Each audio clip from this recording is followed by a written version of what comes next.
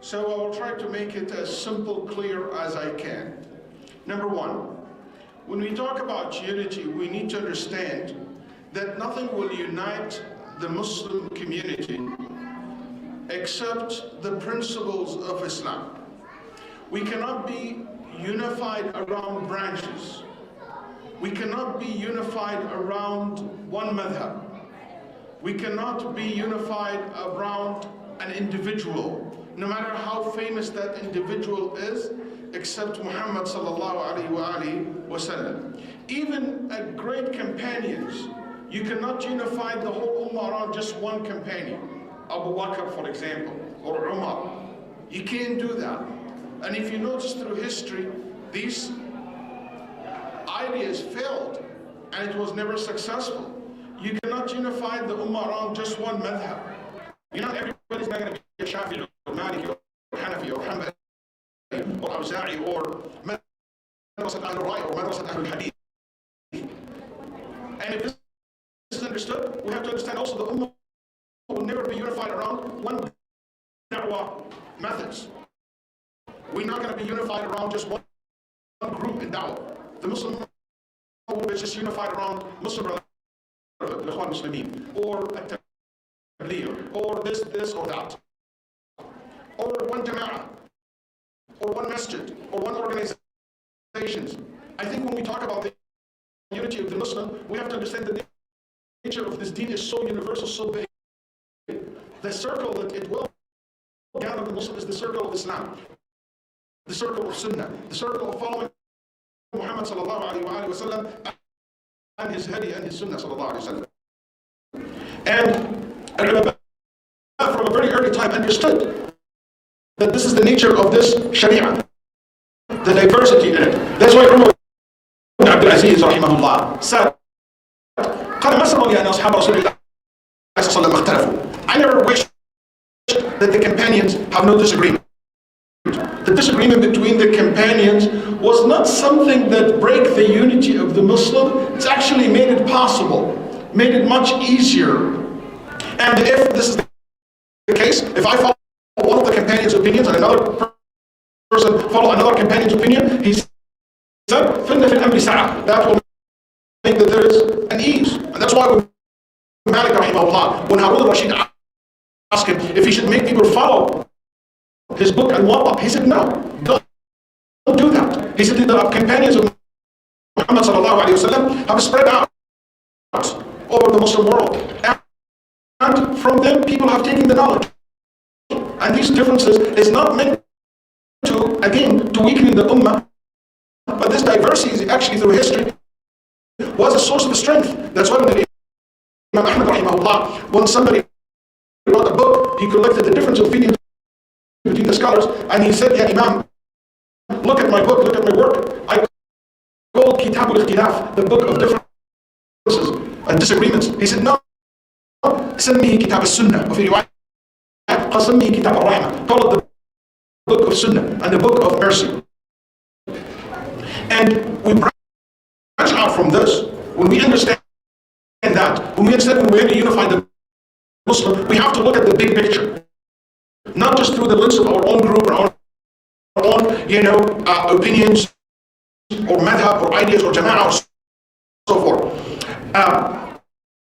I'm saying this because, let's say I'm an imam of the masjid. I have to understand that this concept, I have a community that's very diverse. I have to accommodate that. I have to be able to be inclusive, not exclusive. And that's branch out a very important branch from this qaida, from this principle, that we should call people to follow the Quran and the Sunnah of the Prophet ﷺ and the way of the early Muslim companions, the way of the Salaf Salih, because that will ensure the unity of the Ummah. And that following of their methodology, it doesn't mean that you follow their individual opinions or the individual's opinion. No, it means their methods in general. Allah subhanahu wa ta'ala said, وَاعْتَصِمُوا بِحَبْلِ اللَّهِ جَمِيعًا وَلَا تَفَرَّقُوا وَاذْكُرُوا نِعْمَةَ اللَّهِ عَلَيْكُمْ إِذْ كُنْتُمْ أَعْدَاءً فَأَلَّفَ بَيْنَ قُلُوبِكُمْ فَأَصْبَحْتُمْ بِنِعْمَتِهِ إِخْوَانًا. What's the ni'mah of Allah that have made us brothers and sisters? It's the deen that Muhammad came with. What's the robe of Allah that if you hold into it, we'll be unified around it? It is the Quran and the Sunnah of the Prophet sallallahu alaihi wasallam. فَأَمَّا الَّذِينَ آمَنُوا بِاللَّهِ وَاعْتَصَمُوا بِهِ فَسَيُدْخِلُهُمْ إِلَيْهِ صِرَاطًا مُسْتَقِيمًا. That's the results. If you hold into Allah subhanahu wa ta'ala's religion, into the deen of Muhammad sallallahu alaihi wasallam, Allah promised you that you will be enter his mercy subhanahu wa ta'ala, will admit them to mercy from himself and bounty, and guide them to himself on a straight path. And that what will unify the people. And the Nabi sallallahu alayhi wa sallam said, تَرَكْتُ فِيكُمْ مَا إِن تَمَسَّكْتُمْ بِهِ لَن تَهْلَكُوا وَلَن تَضِلُّوا بَعْدِي كِتَابَ اللَّهِ وَسُنَّتِي. If you hold into the book of Allah and to my sunnah, you will not be guided, you will not be misguided after me. You will not go astray. That's what the Prophet sallallahu alayhi wa sallam told us. He said, وَمَن يَعِشْ مِنكُمْ فَسَيَرَى اخْتِلَافًا كَثِيرًا. If you live after me, you will see a lot of disagreement, a lot of division in this ummah. What can unify this ummah is to follow what? عليكم بسنتي وسنة الخلفاء الراشدين المهديين من بعدي. Follow my way and the way of my companions. And here, al-Khulafa al-Rashidin, some people like to restrict it to the four Khulafa. And not doubt that the four Khulafa are by default applied to this text, but it's not restricted only to the four, because خلافة النبي صلى الله عليه وسلم ليست خلافة في الملك والسياسة فقط بل خلافة العلم. So anyone who will represent the Prophet صلى الله عليه وسلم role in the Ummah from his companions, such as Abdullah ibn Umar ibn Abbas وفقهاء الصحابة رضي الله عنهم, also included in this hadith, which it means the way of the companions رضي الله عنهم وأرضاهم. And this in the hadith, famous hadith Al-Irbad ibn Sariya. So, Ash-Shar', the deen of Allah subhanahu wa ta'ala, is made of three things: Al-Quran, Wa-Sunnah, and Ijma' al-Ummah, the consensus of the Muslim scholars. Also branch out from this when we talk about how unified Ummah around the deen and the big picture of the Islam is that we hold into al-muhkam min al-nusus wal-muhkam min al-ahkam. That we cannot unify when we want to invite people to unify them. Let's unify them about the things that's so clear in the Quran and Sunnah. And there is nothing considered a principle in the religion unless it is crystal clear, overwhelmed, explained by Allah and His Messenger sallallahu alaihi wasallam clearly in the Quran and in the Sunnah of the Prophet sallallahu alaihi wasallam. Ibn Mas'ud radiallahu anhu used to say to the people, alaykum, he ordered them to follow the footsteps of the one who passed away, the companions, the early of the companions, radiallahu anhum ajma'een. And I want to make sure that, to make that distinguish, because sometimes when we talk about following the Salaf, a lot of people mix between the Salafis, individuals call themselves Salafis, and the way of a Salaf. And the difference between the two is the difference between Islam and Muslims. You know, not every Muslims, it means he represents Islam. And not everybody calls himself Salaf, it means he represents a Salaf al-Salih. It's the same concept. The second principle, when we talk about coming together and being unified and building that bond between us to work and to cooperate with each other and to create that sense of unity, the second principle that I want us to have in mind is أصلح ما بينك وبين الله يصلح الله ما بينك وبين الناس. Make sure that you fix your relationship with Allah in order for you to have a good relationship with people. A good relationship with Allah will result into a good relationship with the community members. Sometimes we think about techniques and polish our words, our exterior, but from inside we're so corrupt when it comes to the relationship with Allah. And no doubt that will have that impact. Allah subhanahu wa ta'ala says, إِنَّ الَّذِينَ آمَنُوا وَعَمِلُوا الصَّالِحَاتِ سَيَجْعَلُ لَهُمُ الرَّحْمَنُ وُدًّا. ودا. قال جمع من السلف يعني سيجعل لهم في قلوب الناس محبة. That Allah subhanahu wa ta'ala said in Surah Maryam that those who believe in Allah and they do good, Allah will grant them love, the love of Allah and the love of people as well. And the famous hadith Jibreel, فَيُوضَعْ لَهُ الْقَبُولُ فِي الْأَرْضِ, that when Allah loves someone, Allah will give that person acceptance and will be seen, will be accepted by people. And the Nabi sallallahu alayhi wa sallam told us that those who seek to please people in the expense of displeasing Allah, Allah will make people displeased with him.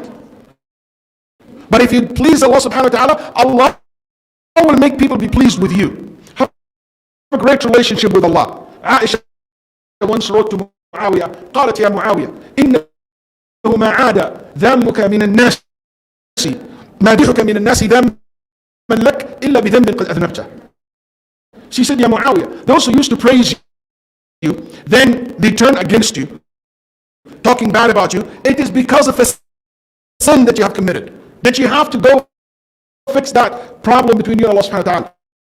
That's why Sufyan wal Hasan and many of the early scholars said, he said, إن العبد لا يحرم أخوة وصحبة صاحبه بالذنب يذنبه, that you will lose the brotherhood and the friendship of some of your closest friends as a result of a sin that you have committed. Believe it or not, sin has a great impact in our relationships with each other.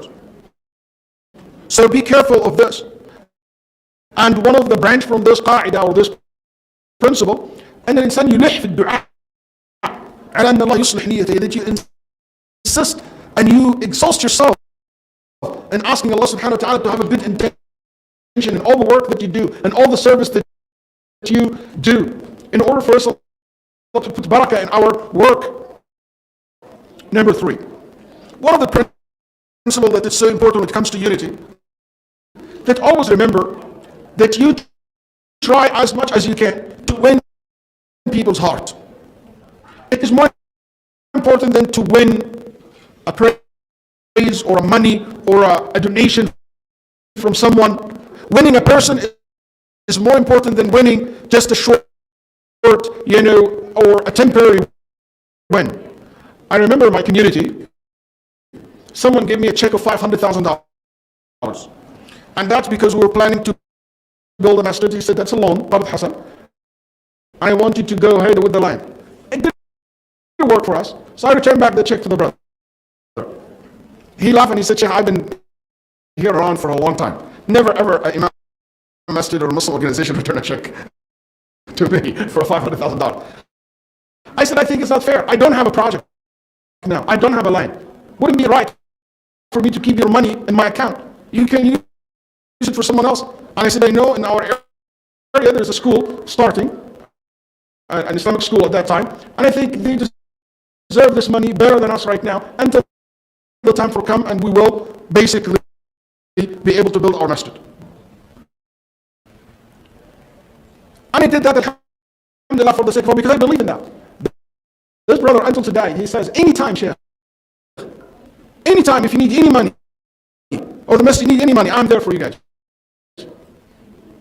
It's not about just winning the money from a person. It's about the importance of winning the person himself. من عجيب, يعني, winning the hearts of the people, caring about their deen, caring about themselves. It's so important because sincerity can easily detect it. People know if you really care about them or not. It is important for you to have people who loves you, who cares for you, not just fans, not just people who will make a comment and share a social media status of yours. No, you need to do more than that. Be sincere when you honor someone, when you respect someone, when you talk to someone, because people understand the difference between sincerity and hypocrisy.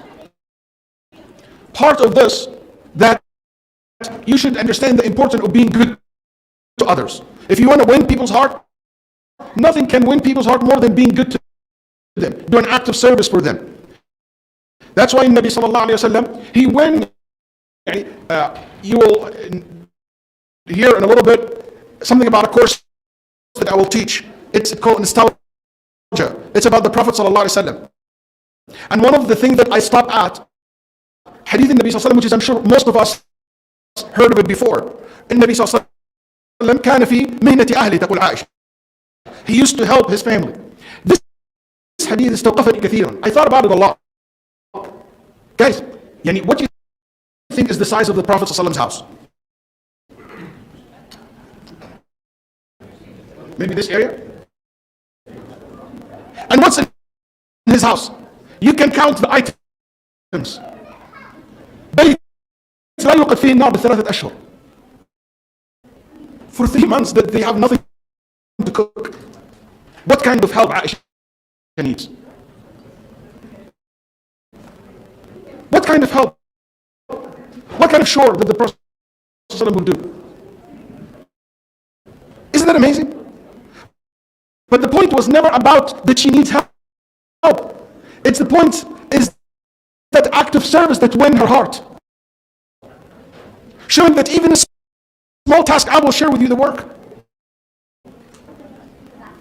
And that's something very important for us to understand. One of the things that win people's heart is to be at their service. I always tell the people in my masjid, you know what, in the masjid, we are in a customer service business. And I mean by that, we make sure that the masjid provide the best service ever to the people who come into the masjid. From the smallest to the big one. People winning people's heart. And by doing this act of service, وكم استعبد الإنسان إحسانه.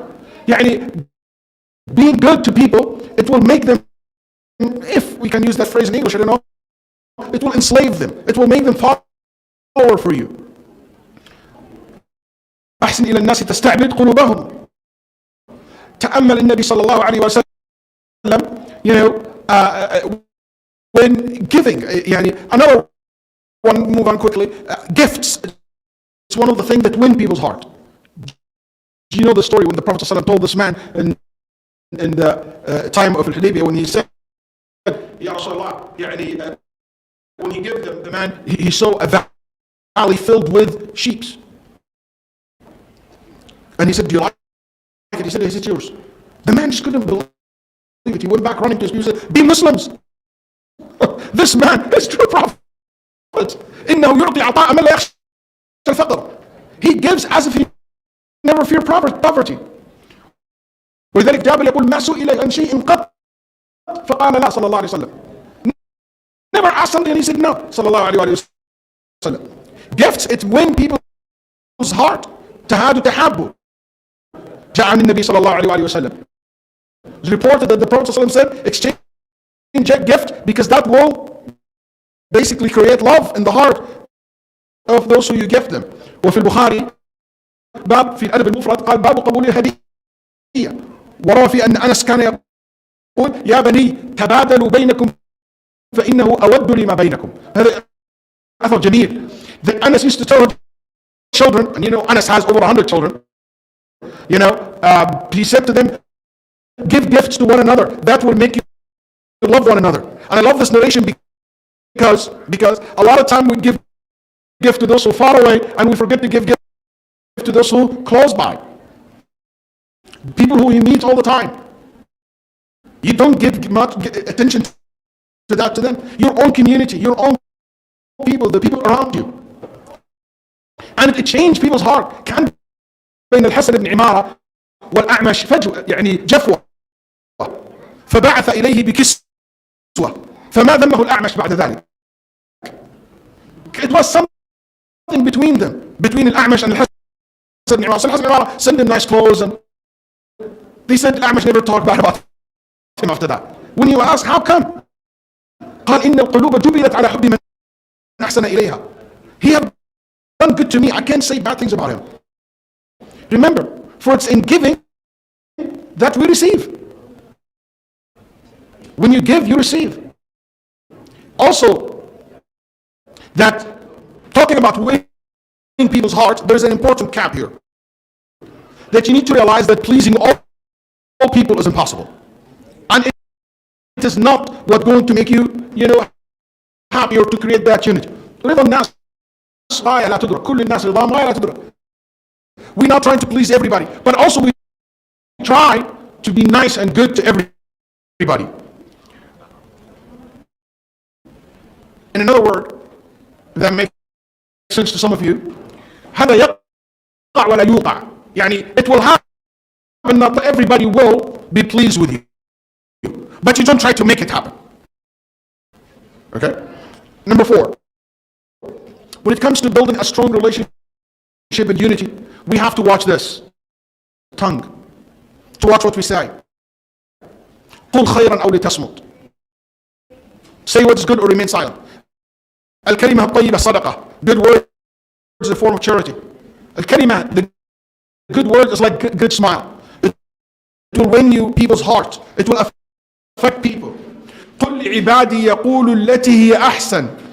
Tell my servant to say what is the best, not what is good, the best. وقولوا قولا سديدا. Say the best of speech. وقولوا للناس حسنا. Here Allah orders us to say the best of talk to people.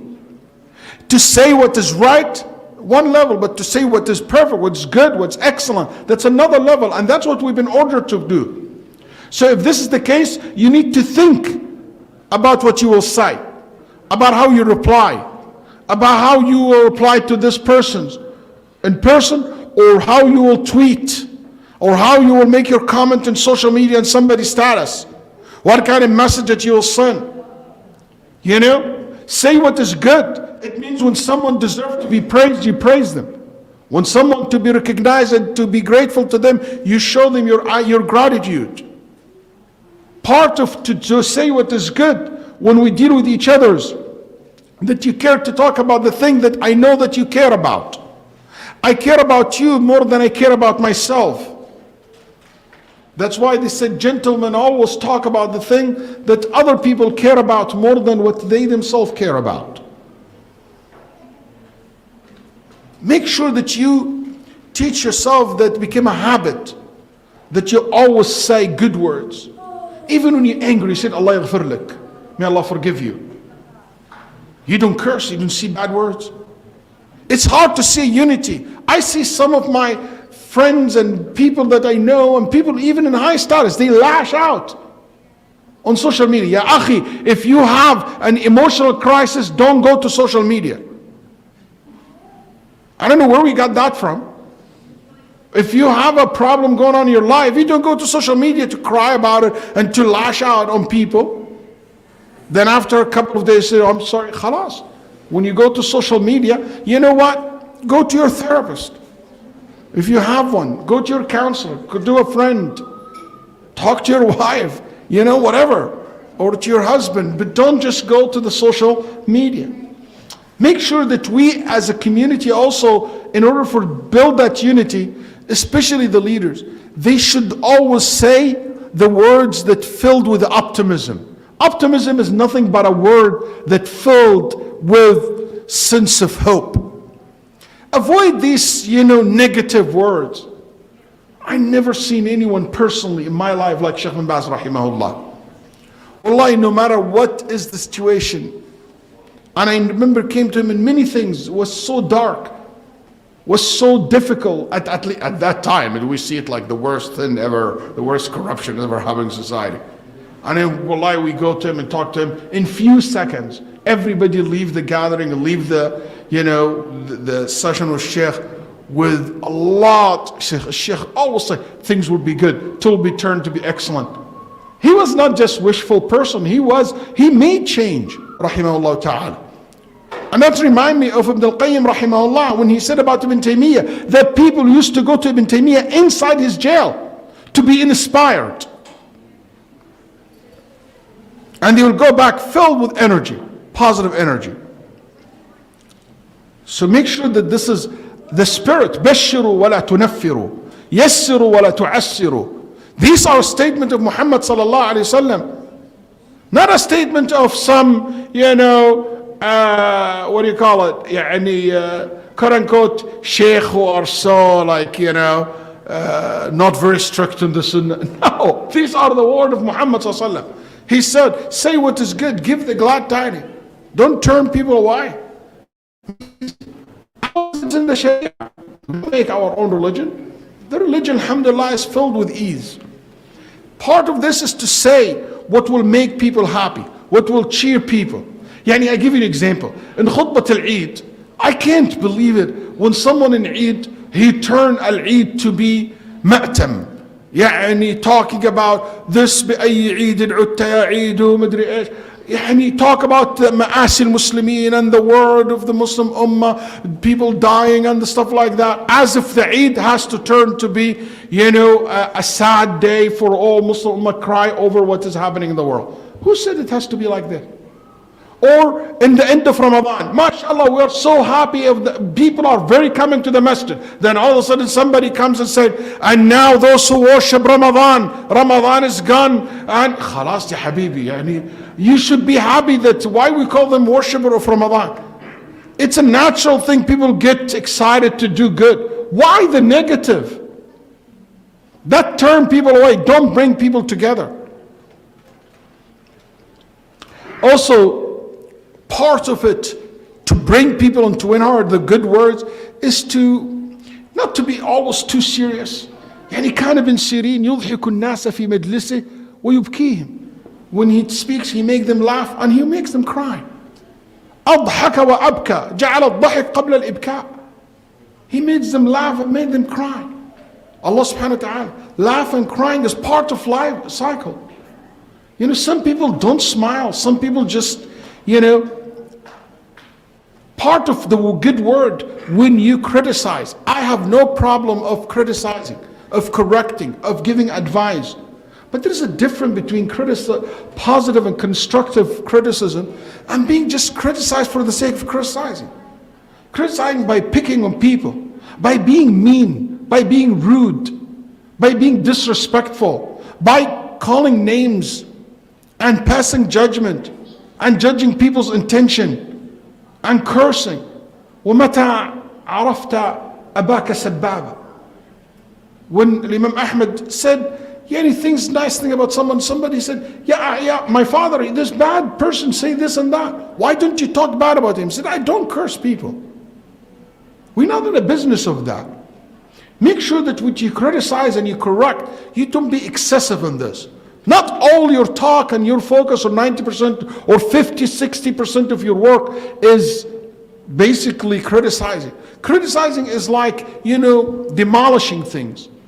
Demolishing things, it will clean up, but it will never build something.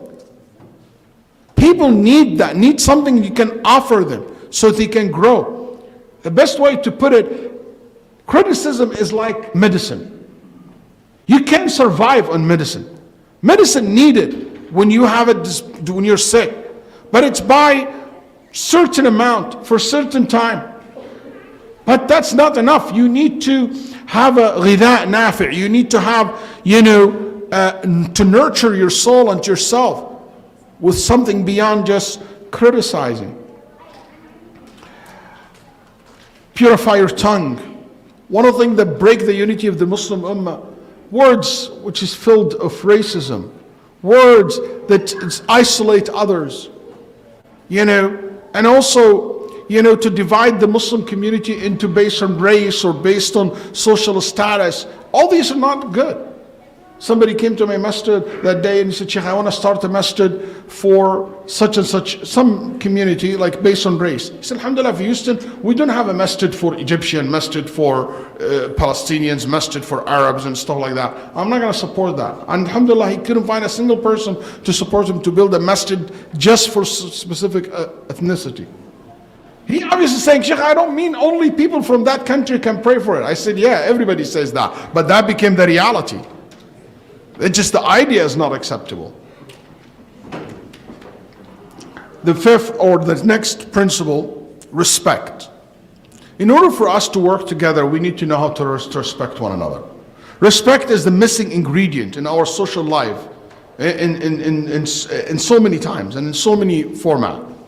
Respecting other people's personal life, emotions. Respecting people's in the way we talk, the way we act, and the way we listen to others. Respect appears in many and manifests itself in many different ways. And I can tell you with a very, very hard me to say that. Unfortunately, this is something we need to work on it a lot. Showing respect to the elders, to people who've been contributing, who contribute so much to the society and to the community. You know, not because, oh, like old school, these are immigrants, these do nothing, or, oh, these young people. No, respect goes to the young and goes to the older, goes to men and goes to women. Unfortunately, respect is something needed in order to work together. There is a sister, not sure if I want to share the story.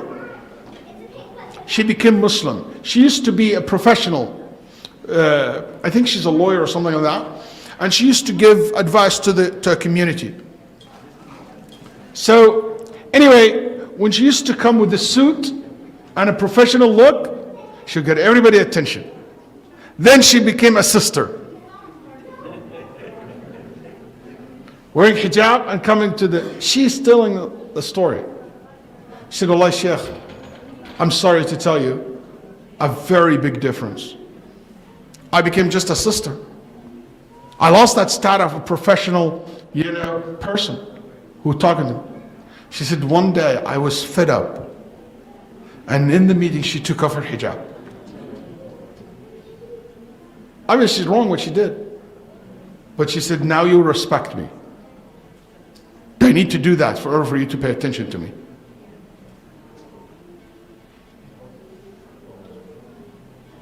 It is sad when the respect for people is something that you need to emphasize on it. Being sarcastic, being disrespectful to the imams, disrespectful to people's feeling, even personal life, exposing it online, and so many manifestation of it.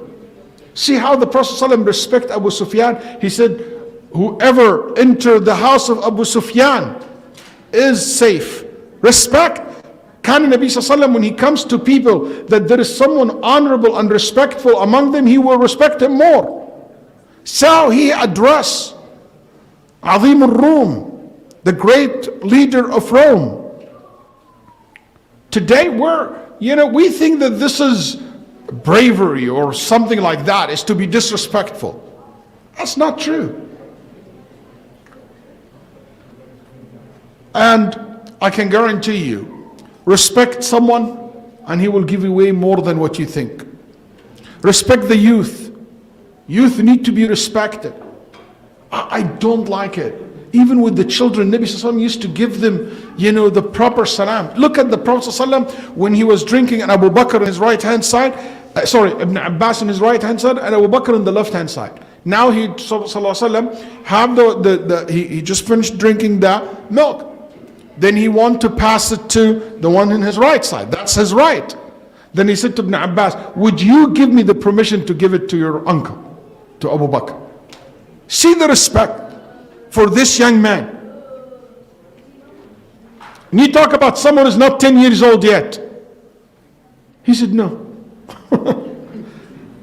Wasn't drinking after you, I'd give it to him. But drink after you, something I would not give it up. Then he never give it to him. Look at today, as an imam I can tell you, so many times people come give me salam. "Assalamu alaikum, Sheikh. Hello, how are you doing?" And there is a brother next to me. He's lucky if he told him Assalamu alaikum even. As if that person not exist. And he will leave. And the guy was skinny and he look, what about me? What am I here for? Or Assalamu alaikum, Sheikh. So I go, yes.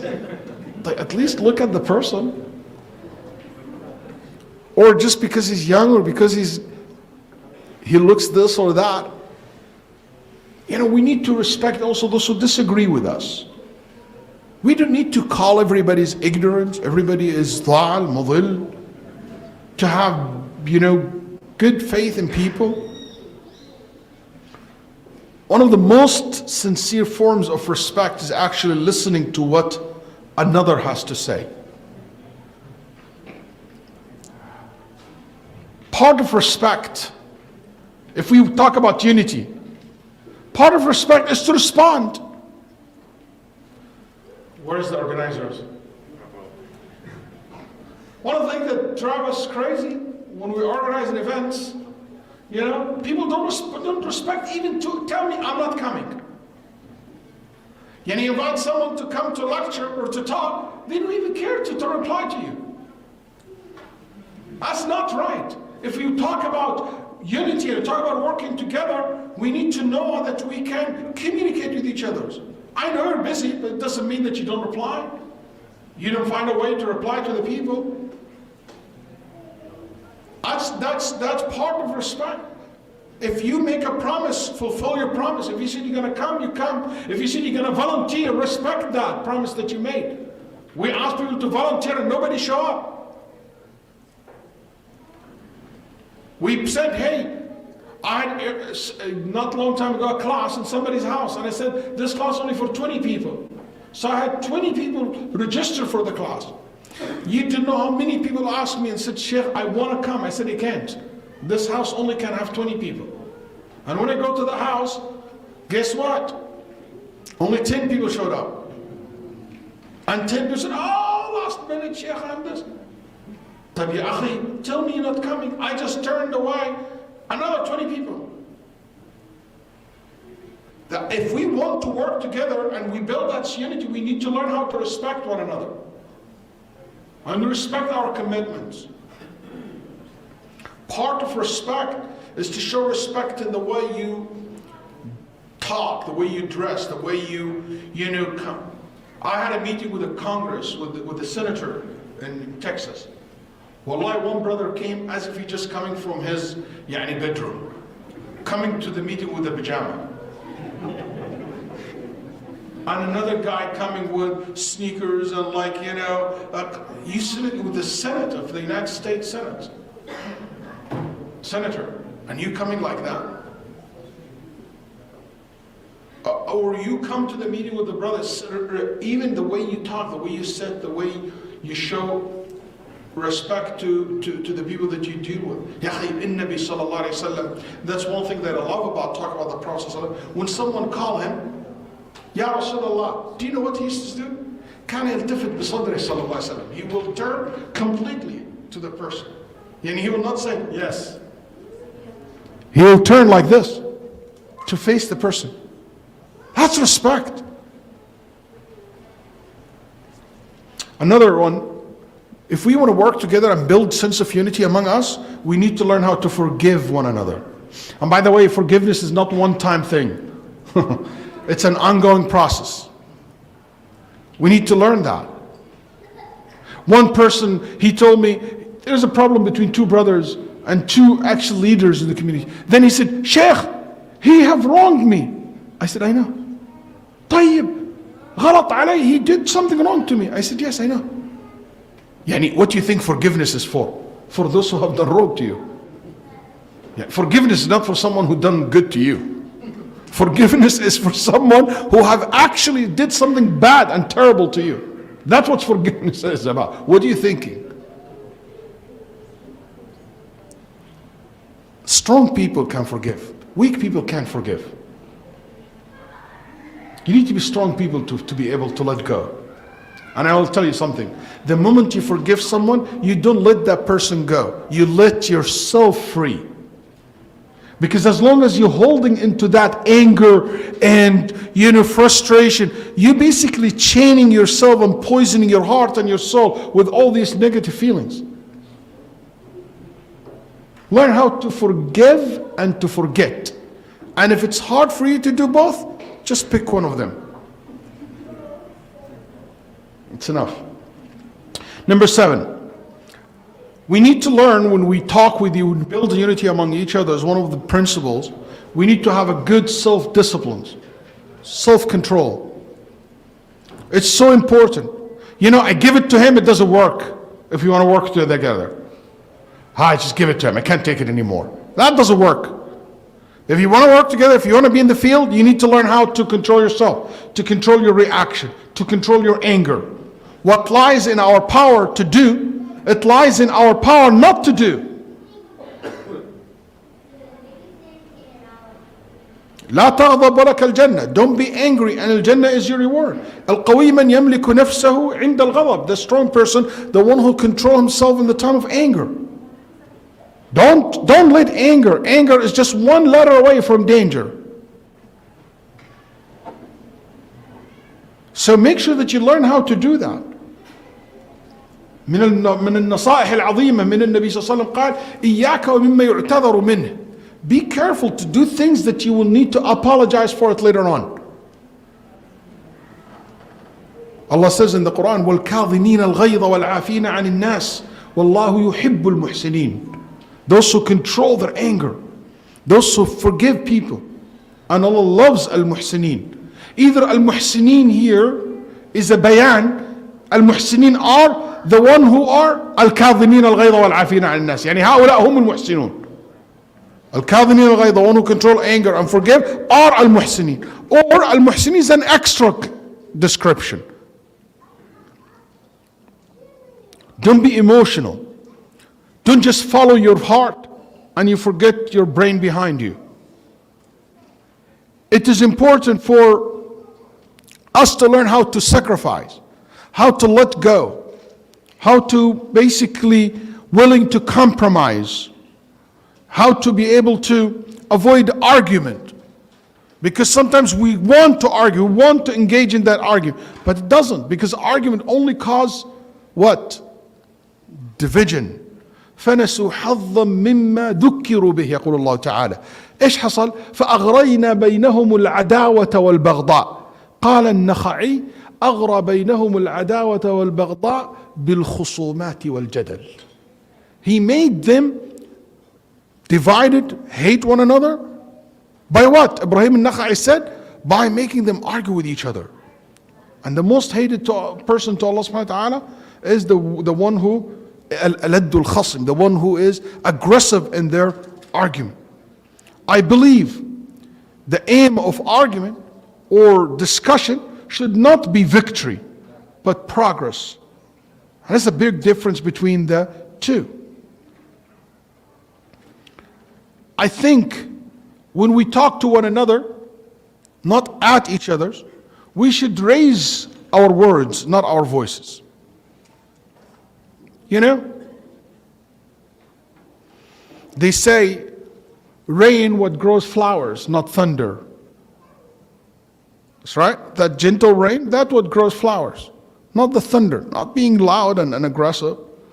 Next principle, we end with this, or have a positive attitude. In the way you think, the way you plan, the way you see the future, and instead of just asking, this is not going to work, how it will work, that will help us to grow and to work together. Millions saw the apple fall, but Newton was the one who asked why. That's right. So be that positive attitude towards what you see, how and why. Positivity, it means to focus in the future, not only in the past. Positivity, it means that I don't just want to, it just not to argue about things, but to make things work. Fill your heart with goodness. That's part of being positive. Focus on what works, not what's not working. Positivity, it means in kind of a saqa. If you are in the front, you're front. If the back, with the back. That being a positive attitude. Leader. I always say, I love this. I forgot who said that. I think he's a coach, one of the baseball coaches. He said once, lead or be led or get out of the way. I think it's a perfect advice, a perfect rules. Either lead or be led or get out of the way. And that's something, if you play it or in your community, you will see how much progress we will be. There's so much to be said. Another point is humility, at-tawadhu, being down to earth when we deal with each other. Another principle, that's simplicity. Be open. And this is something I have to pause for a few seconds about it.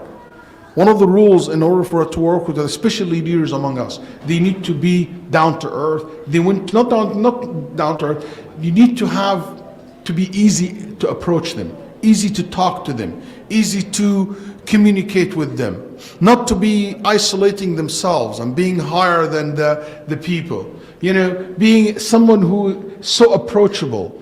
You can Google something called yes face story. I don't have time for it, but Google it, yes face. Some people have that yes face, which is something very interesting to have. Some people don't have yes face.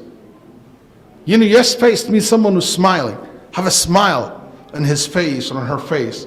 Ya akhi, subhanallah, Allah subhanahu wa ta'ala said, Abasa wa tawalla. Allah reprimanding Muhammad for frowning in front of a blind person. So what about frowning in front of a person who can see you? يعني كان ما تعبس وجه الأعمى فكيف بالبصير. Someone who sees you, you should smile. ما رأيت رسول الله إلا متبسما. Never see the Prophet unless he was smiling sallallahu alaihi wasallam. Smile is something that have an amazing effect on people. Spread smalam, spread smile, and be close to people. Another point that I will end with, it is so important for us when we deal with each other that we try always to limit the differences and the disagreements between us. We don't make it expand. We try to limit it. We don't build on it. We can isolate it.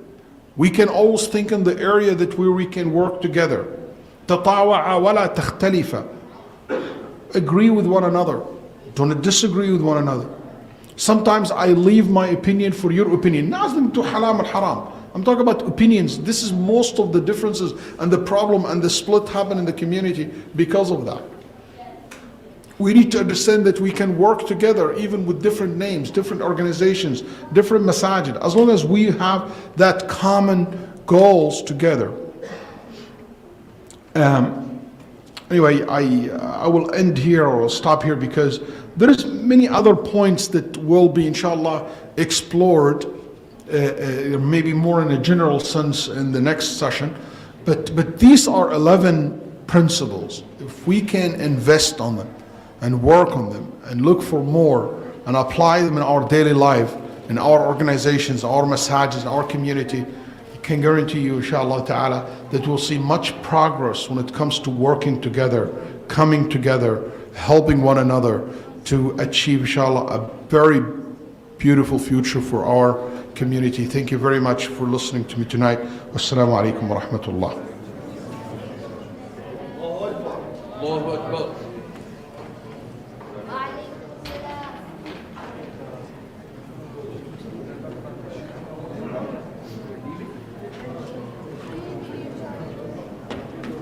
You want to play that?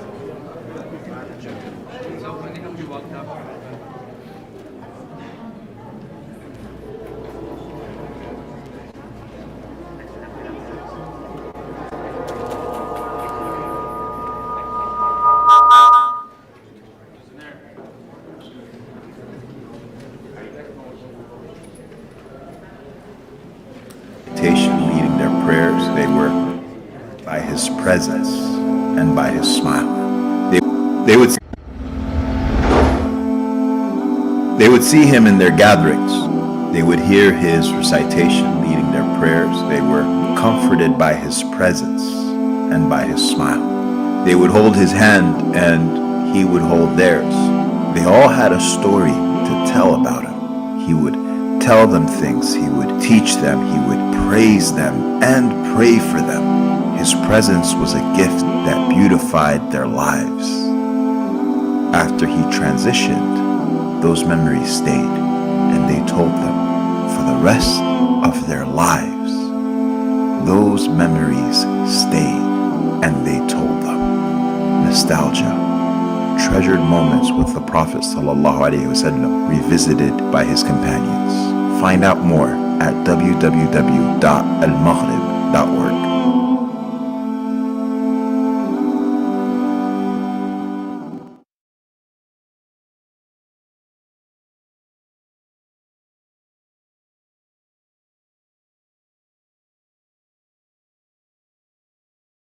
And this is very dear to me, especially because what I tried in this night to explore something about the seerah of the Prophet ﷺ, but in a different approach. So in those 4 hours, I will talk about the incident where the Sahaba radiallahu anhum remembered the Prophet sallallahu alaihi wasallam. Something that later on, after the time of the Prophet sallallahu alaihi wasallam, reminded them of the time of the Prophet sallallahu alaihi wasallam. So they start telling us the story, what happened. Brought that memory to them, brought tears to them. Laugh. And subhanAllah, it's interesting how the Sahaba sometimes they said, I still feel كأني أشعر ببعض يدي. I still feel his hand touching my hand. I still can see him. كأني أراه كأني أرى وبيصة. I still see the perfume in his hair, which it means very visual, and it means that the relationship was very personal, very close to him sallallahu alaihi wasallam. So there's a few stories like this I want to address in this night, take you in a journey between several of the companions, some of the Ummahat al-Mu'mineen, remembering stories happened between them and the Prophet sallallahu alaihi wasallam.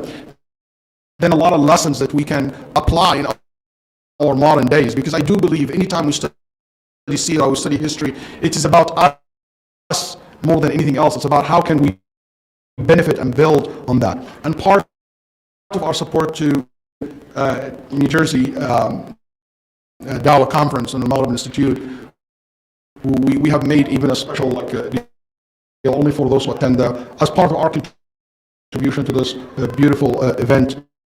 I think those who register will give a special discount only for the people who are attending this, even though the amount is very small. But this is a little bit of appreciation to you guys attending the New Jersey Dawah conference. So make sure that you mark your calendar, inshallah, the 29th of January, and I do believe it will be inshallah ta'ala in Livingston.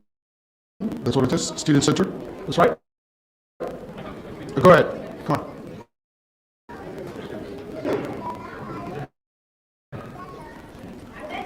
Hope to see you guys there, inshallah.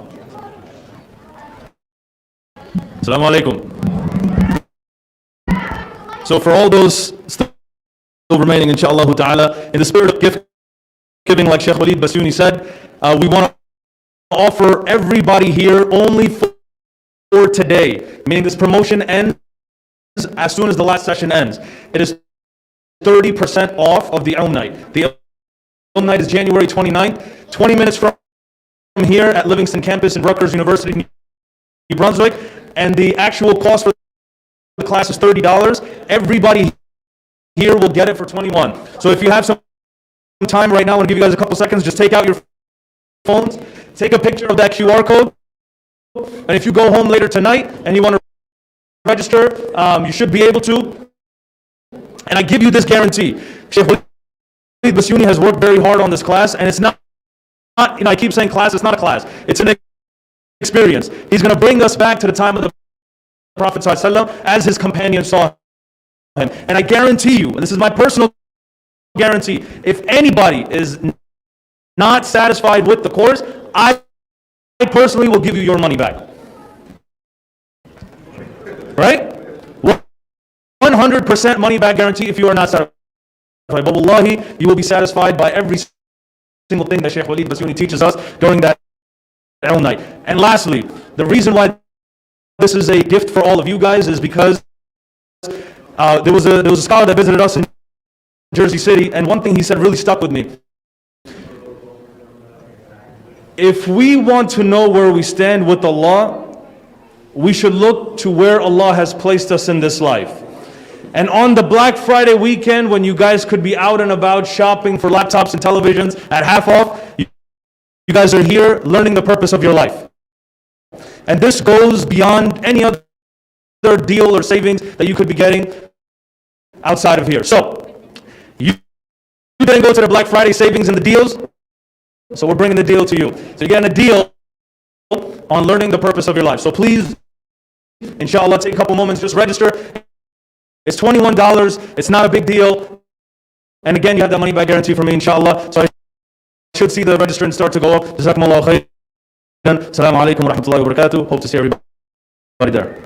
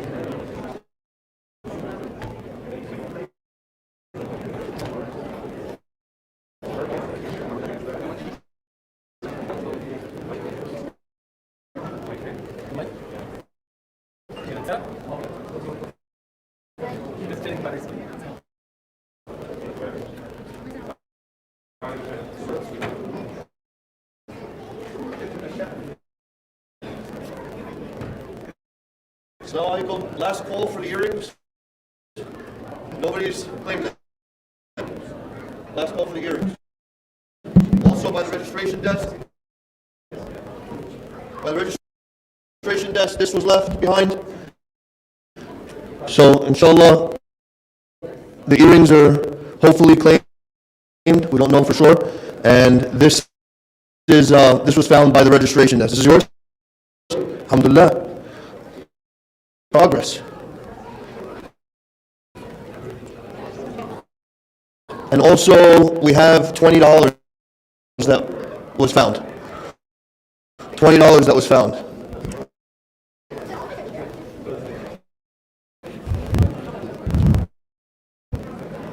Is anybody missing $20? Good question. You want to read the serial number? Where is the serial?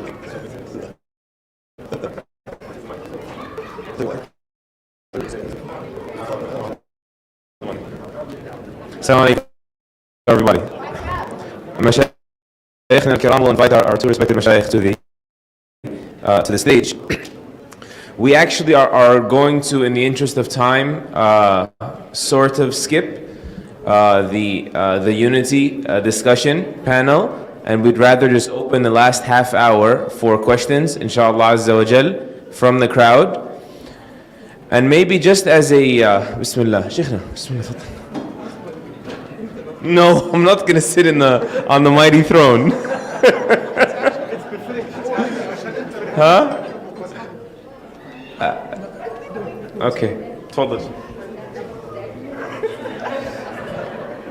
So I'll start with a lead question. No, it's really embarrassing, Sheikh. It's just someone's going to take a picture and my wife is going to think I'm at another wedding or something, and it's just going to get very complicated. Luckily, she's in the crowd, so I'm covered. Bismillah. Bismillah, alhamdulillah, sallallahu alayhi wa sallam, wa alihi wa sahbihi. Just as maybe a lead question, and I think this is a general one that doesn't just apply to masjid unity, but just the role of leadership, or the responsibility of the leaders and the subjects and the followers and the community themselves, right? The blame game and the criticism, it's the leadership's job, right? Or it is the community's job on one level, but also even in tensions, like when you think about the unity of the family, right? That the child overstepped, but it's the parents' responsibility. This whole tug of war, how do we make sense of this? Like, who plays what role, the leadership role, and those that would be in that capacity falling under their leadership? What is each person or entity's role towards actualizing this unity, either on the family level or the masjid level or between masajid or otherwise? Whoever would rather take it until the questions come in from the crowd, inshallah.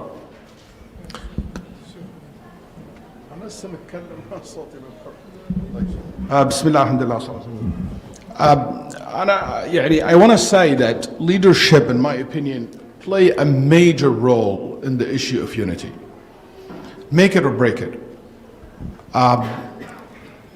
People usually follow. الناس كأسراب القطع. And people by nature, they follow. 20-80, there is 80% follow the 20%. That's natural. So if you have a good leaders who know how to bring people together, you'll see a strong community. And I never seen, even in the Ummah, if you look at the history of the Ummah was unified and strong around good, strong leaders. Leaders knows how to set the tone for the society and the community. And I travel a lot in the United States. I'm telling you, I found very few good leaders. I found in many masajid a lot of good managers, but I found few leaders. There's a big difference between somebody manage the masjid and lead the masjid, lead the community. Leaders is not necessarily by titles. Leaders not necessarily by positions. It's by influence, by those who can, influence others, who don't, tell, but they sell, who don't have employees, but they have followers and people who inspire by them. There's a big difference between being a good manager and a good leader. We need both, by the way. But leaders are the one who basically don't necessarily looking for credit as much as taking responsibility. Those who, it's not about what they gain, it's not about what they give, what the impact that they made in people. So leaders play a major role in bringing, it's like that magnet that bring people together. And we should invest on leaders. Leaders among the youth, among women, among men, among, in every areas. And the more we have good leaders among them, the more we will progress in this area, in my opinion. Barakallahu feek.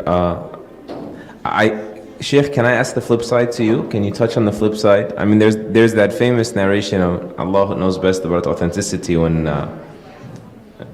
Abid al-Salmani rahimahullah asked Ali, why is there all the problems in your time, not in the time of Abu Bakr and Umar? He said, because I was the follower of Abu Bakr and Umar and you guys are my followers.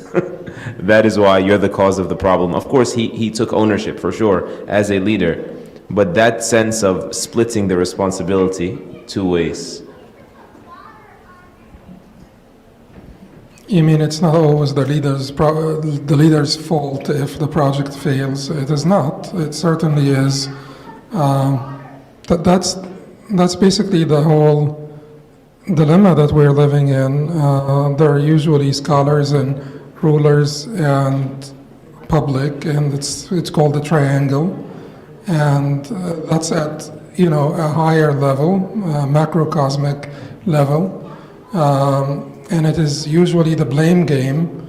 Usually when the scholars sit together, they blame the rulers and the public, they blame the scholars and the rulers blame the scholars and the public. And everybody's trying to basically allocate the blame elsewhere.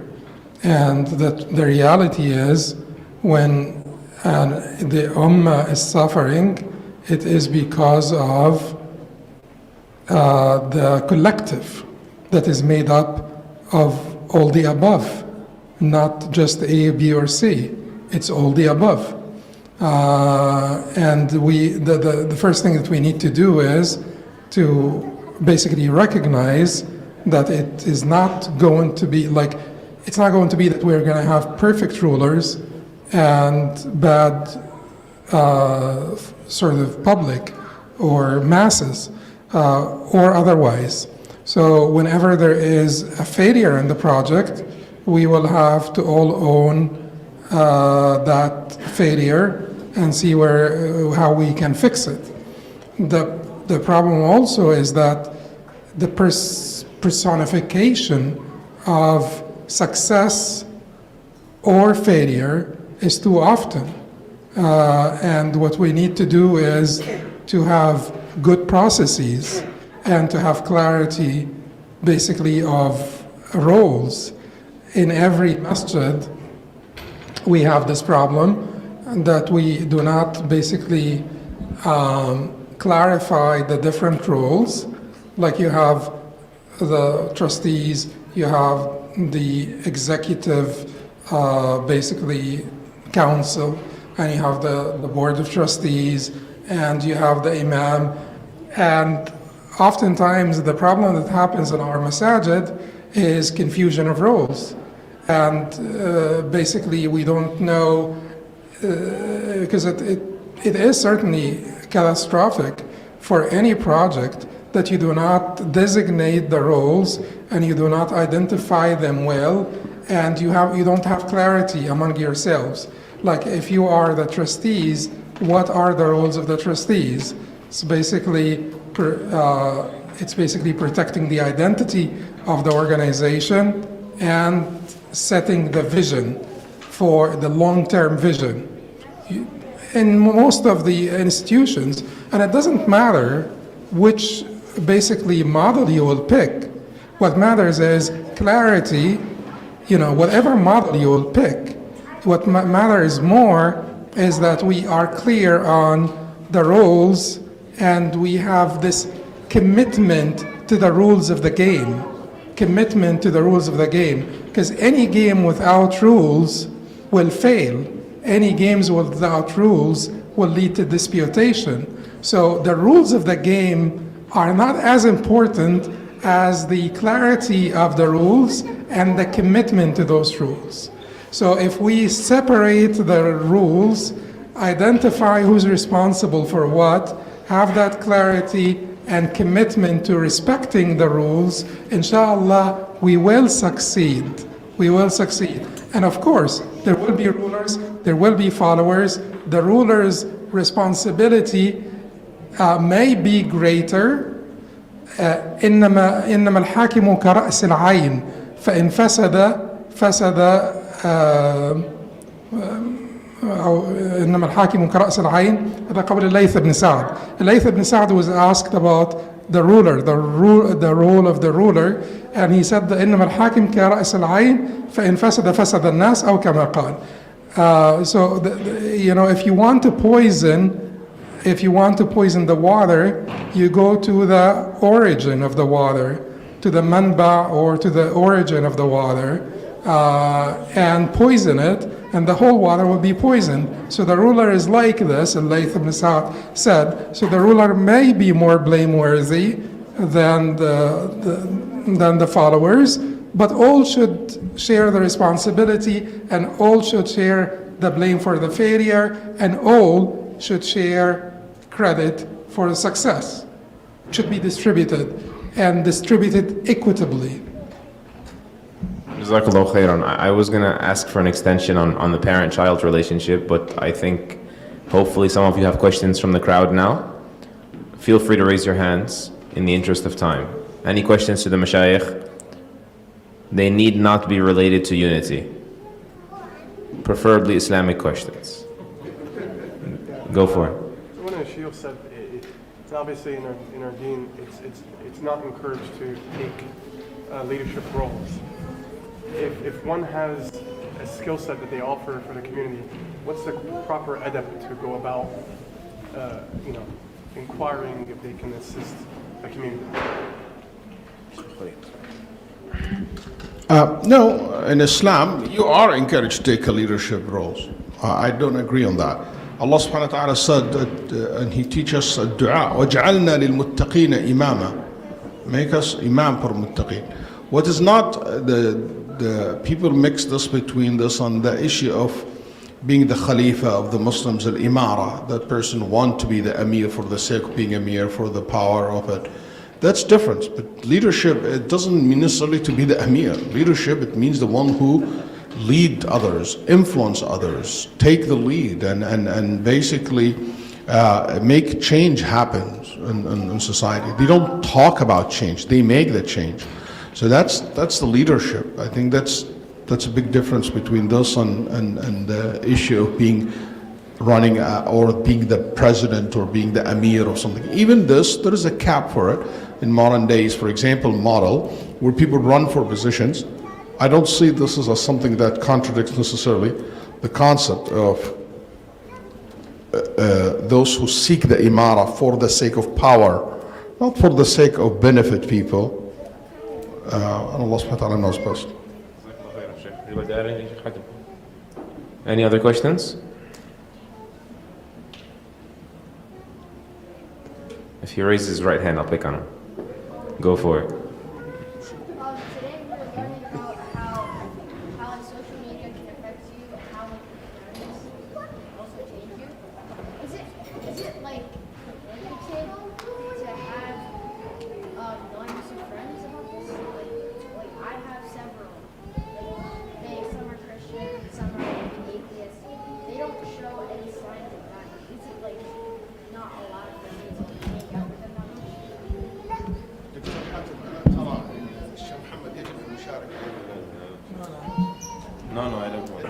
دكتور عادي بس يعني انت مش مجرد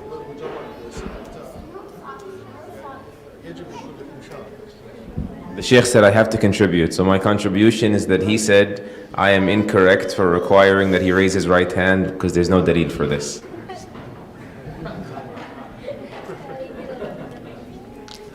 Can you have non-Muslim friends? Okay, well, this is always controversial, but I believe that you can have non-Muslim friends. When Allah subhanahu wa ta'ala says, Ya ayyuhalladhina amanu la tattakhidhu al-yahuda wan-nasara awliya, or you who believe, don't take the Jews and Christians for awliya. This has been translated sometimes as friends, but the translation, I believe, is not exact, is not accurate. And this is the subject of a book that I'm writing, and inshallah I'll publish in a couple of months. So I will give you a copy as a gift. I'm really impressed by your question. If you email me, I'll send you a copy as a gift, inshallah. So yes, you can have. However, you should surround yourself by a group of Muslims who will be. It's okay to have an intimate friend that is not Muslim. It could be your cousin also, because sometimes a cousin may not be a Muslim. But it is important that you have a bitana, that you have a group of friends that will surround you, that will remind you of Allah, that will encourage you to improve in your deen, that will encourage you, that will also point out your shortcomings to you, because sometimes we need that. We need people that are honest with us, that will be able to point out our shortcomings to us, or to stop us if we ever do wrong or about to do something wrong. And I think Muslims are more suited for this, right? To remind you of Allah, to make you a better Muslim, to encourage you to be a better Muslim and improve your relationship with Allah subhanahu wa ta'ala. If you're with them, it is more likely that you will basically say, let's go to the Masjid for Salat al-Asr. Isn't that true? And if you're around Muslims, it will be more likely that you will listen to something good. Like if you're so in general, as long as you are making sure that you have a bitana, that you have an immediate circle of good Muslims that will remind you of Allah, that will bring you closer to Allah, that will correct your mistakes and point out your shortcomings to you, then it is fine to have non-Muslims as friends. Sheikh Khalid, what are the rulings for women wearing pants?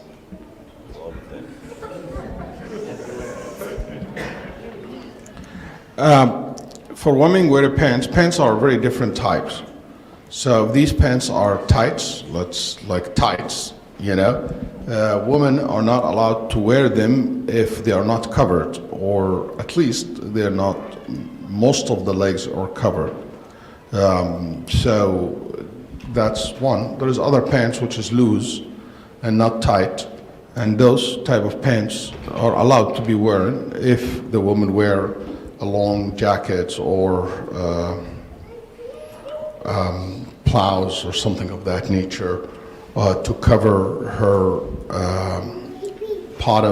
the bottom area and private part area, because العورة is two levels. في عورة مغلظة وعورة مخففة. يعني there is عورة which is a severe عورة, which is an area that there is an extra protection from the shara for it and covering for it, and that will be the area from the knees to the navel for women, and that area should be absolutely not in any form or shape that it is described by the way that you wear. So if this is the case, I don't see a problem would be after that. I mean, if she wear like a loose pants or just a pants that's not so tight, give the detailed description of her body. As for there is levels when it comes to these areas. There is a level of more taqwa, more haya, more righteousness. You know, women want to wear, for example, jilbab or an extra layers over that. That's fine, that's excellent. We encourage that. The more haya that the women have, alhamdulillah, it's good. But at least that's the bare minimum that the Muslim should have, in my opinion. Jazakallah khair. Do you guys have the slide only? Oh, there, it's up there. Okay, cool. Alhamdulillah. Ask the first one. Sheikh, is there anything you'd like to add? Stress or anything? Any questions from the crowd? You can submit them anonymously or call them out. Feel comfortable.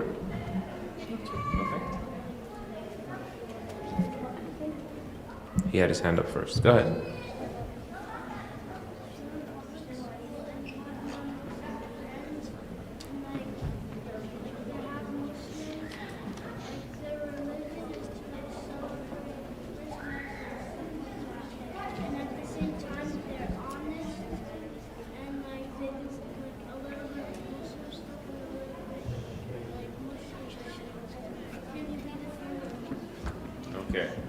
So they're honest, non-Muslim friends. They do some Muslim stuff and some mushrik stuff. That's what you said, right? Okay, cool. Including celebrating Christmas, you said. Just making sure I got your question. Sheikh, you're the children's hero tonight. I'm not really suited for that at all. Anyway. Your question is whether you can be their friend. You could be friends with them. Yes, I said yes to the brother that you could be friends with them. However, it is important that you have, a lot of Muslim friends that you hang out with that will make sure that you are being a good Muslim. Because those Muslim friends are the ones that will remind you of Allah, of the Prophet ﷺ, of the Quran, of your Muslim obligations, your salah, your fasting, when you're fasting in Ramadan. Those will help you do that. But if you do, then you can have honest non-Muslim friends, who do a lot of Muslim stuff and a little bit of a mushrik stuff. Jazakallah khairan, Sheikh Hatem. Sheikh Walid, can I lead, I guess it's from a sister, my 12-year-old son who hasn't reached puberty in salah?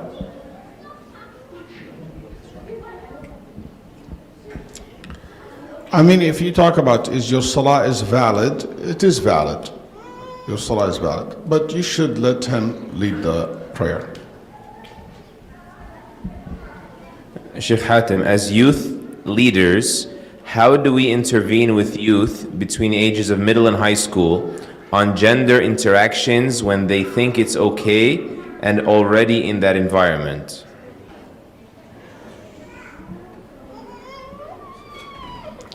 You need to familiarize yourself as a youth leader with proper gender interactions between men and women in Islam and between boys and girls and the different age groups. And you need to, as a youth leader, you should really be very well versed in child psychology. You know how to deal with kids, you know how to teach kids, or pedagogy as well, the way of teaching kids and the way of communicating with kids.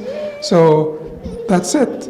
You have to be well versed in the body of information that you want to relate to them, and you want to be well versed in the proper way of relaying this body of information to them, and just do it. And certainly you need to gain their trust first and all of that stuff. But that is also about the methodology of relaying information to them. You'll have to earn their trust and earn their friendship. Abed, your question.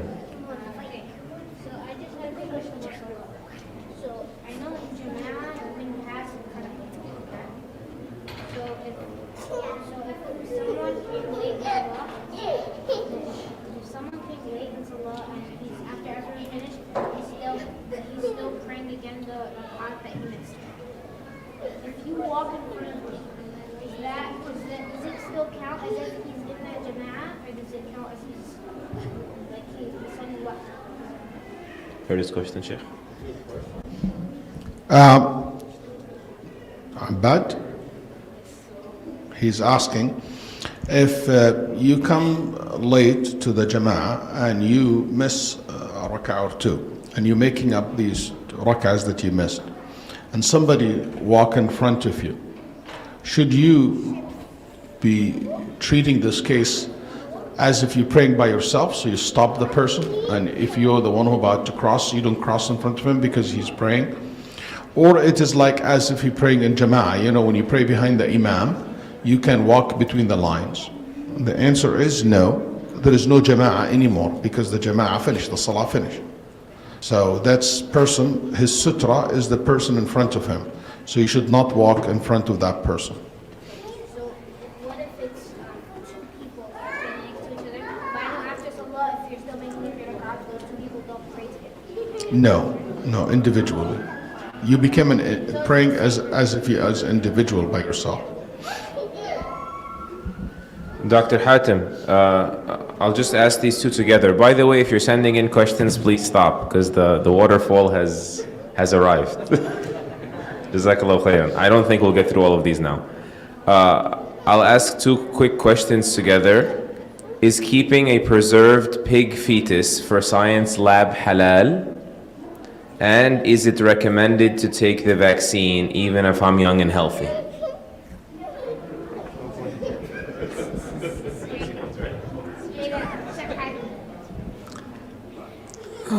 Keeping pig feet for the science lab.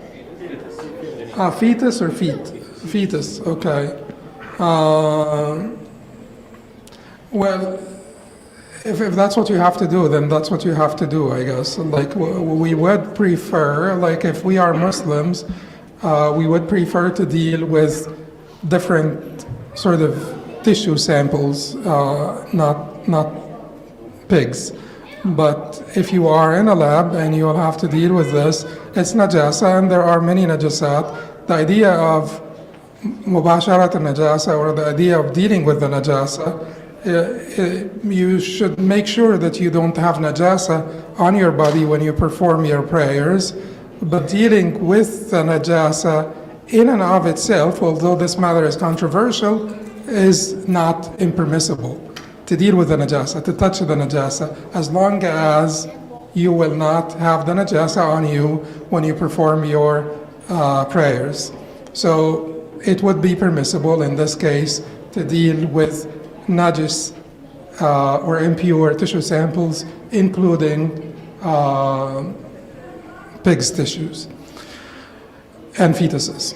The second question about the vaccine, is it recommended for you to take the vaccine if you are young and healthy? I think it would be recommended if we are trying to reach the so-called herd immunity, when we are being told that herd immunity can be reached if we get to 70 to 80% of the population vaccinated.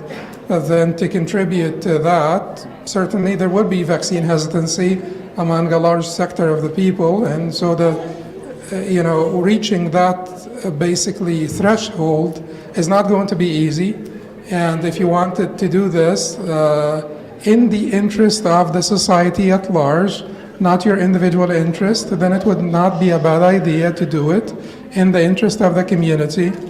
The vaccine has been shown to be safe, and I am positive that in this group now there are some anti-vaxxers, just by using statistics. So my apologies to you if I offend you in any way, but the vaccine has been shown to be safe. The idea that the vaccine is basically the idea of a global conspiracy is a very basically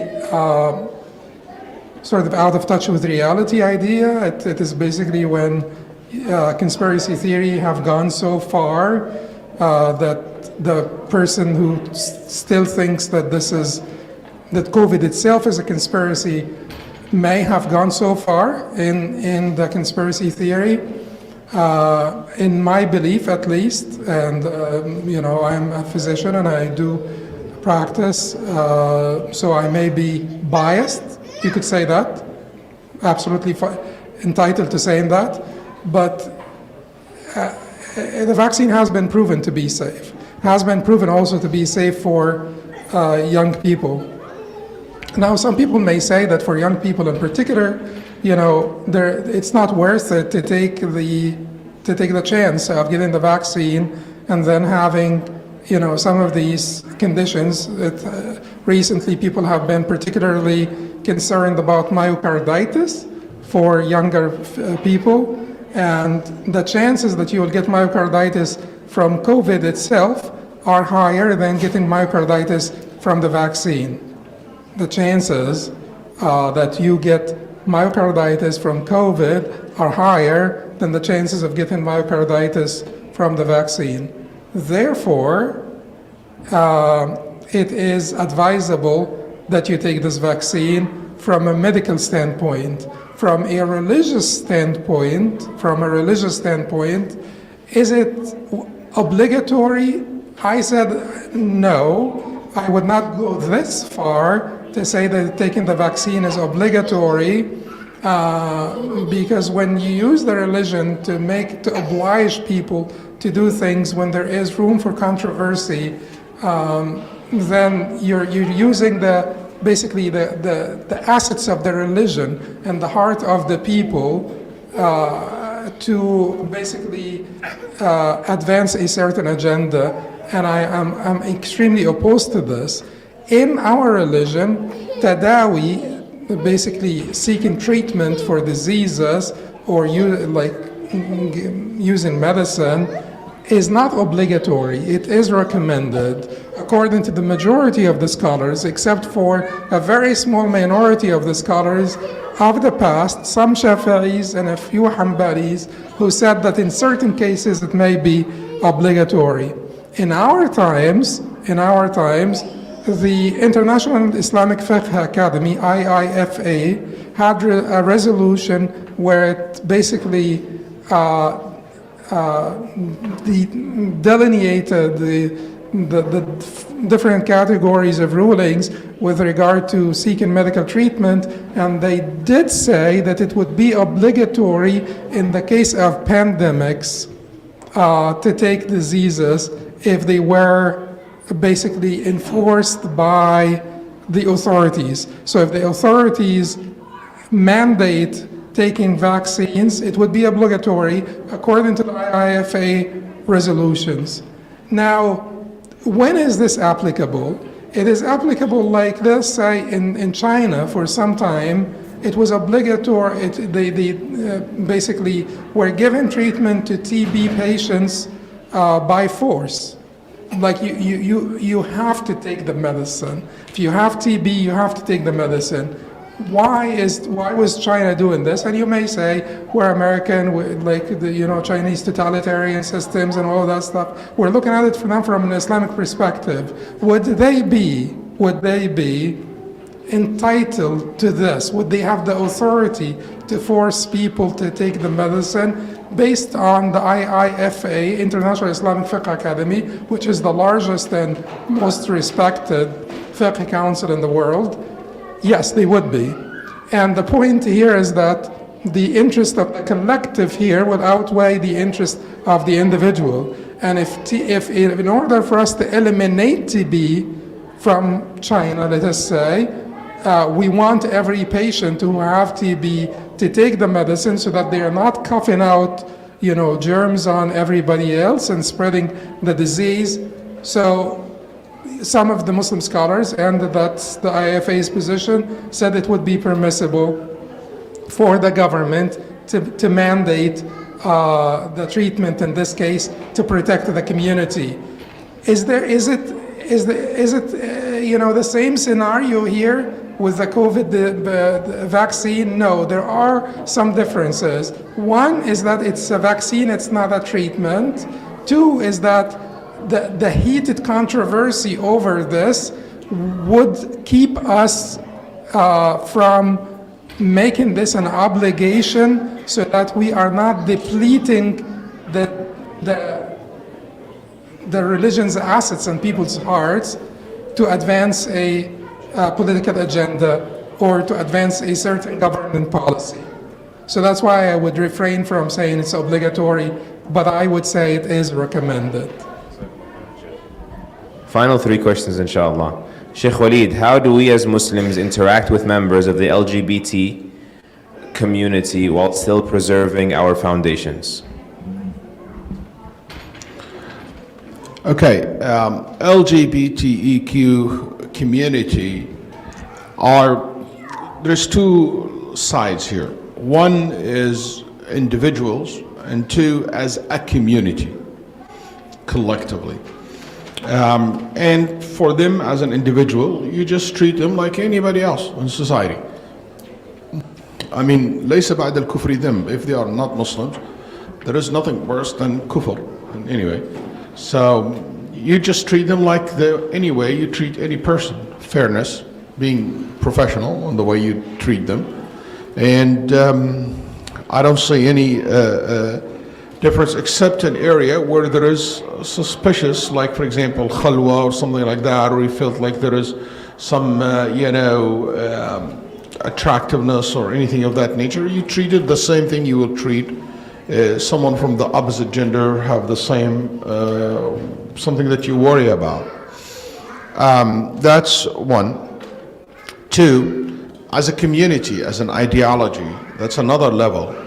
I think for us as a Muslim community, we have to be clear about two things. Number one, when it comes to this community, that LGBTQ homosexuality is, sexual relationship is defined in our religion. What's allowed and what's not allowed.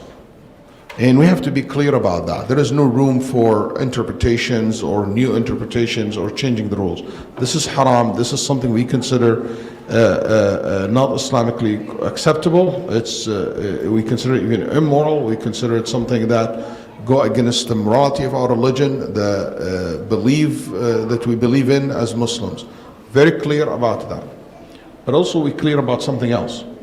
That also, if somebody practices such things as a community, it doesn't mean that they will be subject to oppression or subject to abuse by society, like bullying or in schools or in public, or discriminations in public arena. We're living in a non-Muslim community, in a secular society, where it should provide, a justice for all, regardless of their sexual orientation or religious or anything of that nature.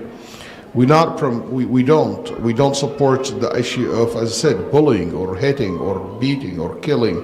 And unfortunately, you might not think that this exists, but it exists. And this is not something that we promote. We teach our children or teach our community to do, or we ourselves practice it. We have to remember we're living in a society that is based on a secular principles.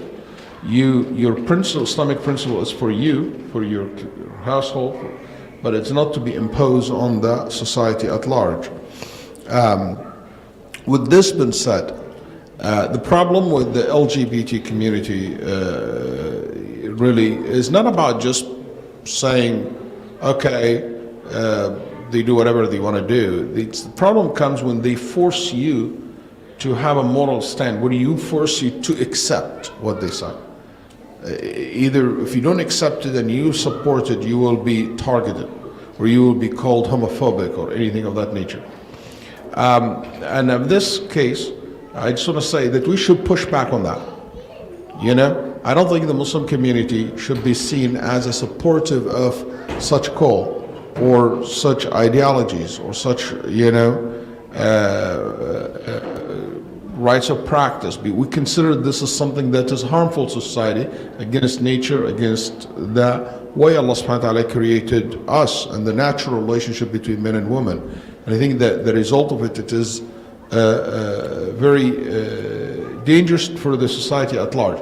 But our role is to be able to debate that and to communicate that and to win people's heart And this is going to be done through being respectful, being talking with knowledge, with science, with way of convincing, with building coalitions. I don't think the Muslim community have done, there is more gays in America than the Muslims. Simple as that. Okay? So we are like 1%, there is 3% identify the gay, if not more. There is 25%, or not more than that percentage now. People feel supportive of the idea of LGBT community. So for you, for the public arena, you can't win that debate. You cannot win that battle. You cannot win that confrontation. Okay? But what you can do, you can build a lie. You can talk to people. You can persuade. The same thing that people persuade to adopt certain ideology. You can have that public. You have to ensure a strategic plan. Number one, that public space is there for us to debate this issue. That we're willing to debate it. We're willing to talk about it freely, without fear, without being accused. Okay? Without being forcing me to change my religious belief and to protect my freedom of religion and ideology that I have, and not to use government or state to enforce this kind of ideology on me or my community. And I think protecting that right, it is so important and very strategic in this discourse and this kind of future that Allah knows how it's going to go for us. But I can't emphasize enough on the importance of building an allies with other community, other faith-based community who have the same concern we have. But how can we strategically work together into have a middle way, a balanced way? It's not about the LGBT community itself. It's about, there is a whole package comes together, and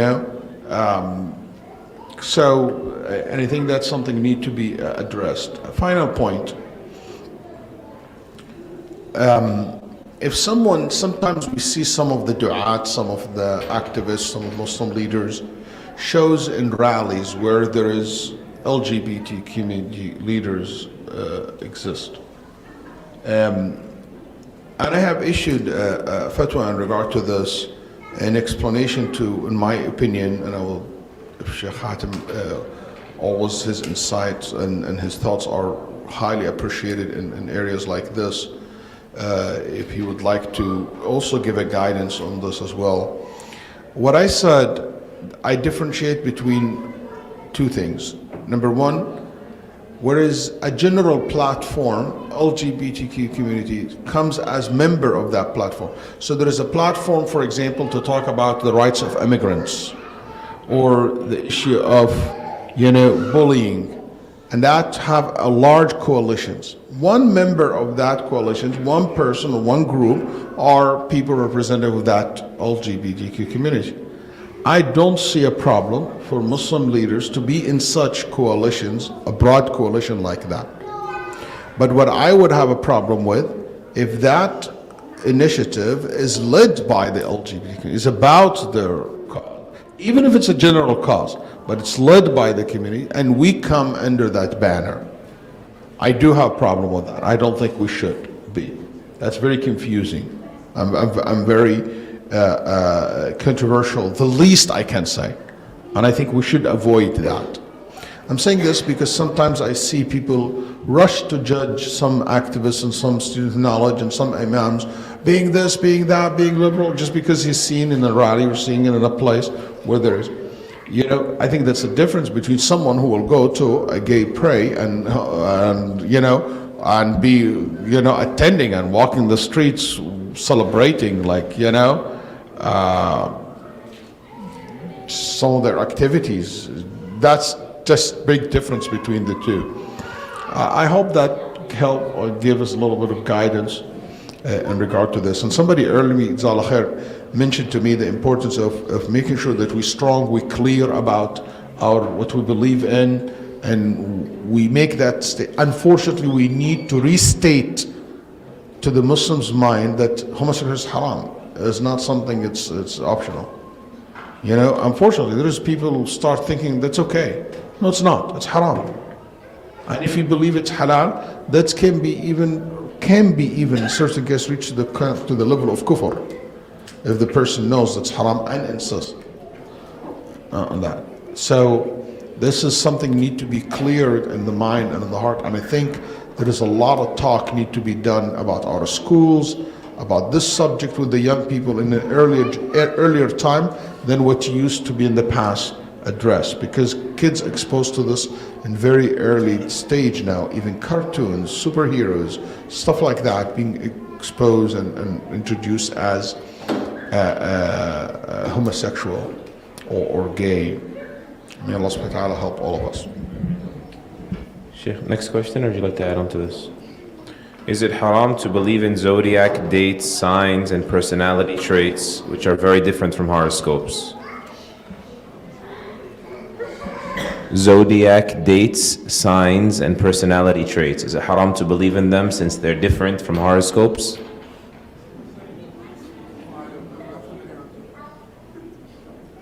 So zodiac traits categorize people that are born within certain dates as certain personality types, right? As opposed to horoscopes that foretell the future.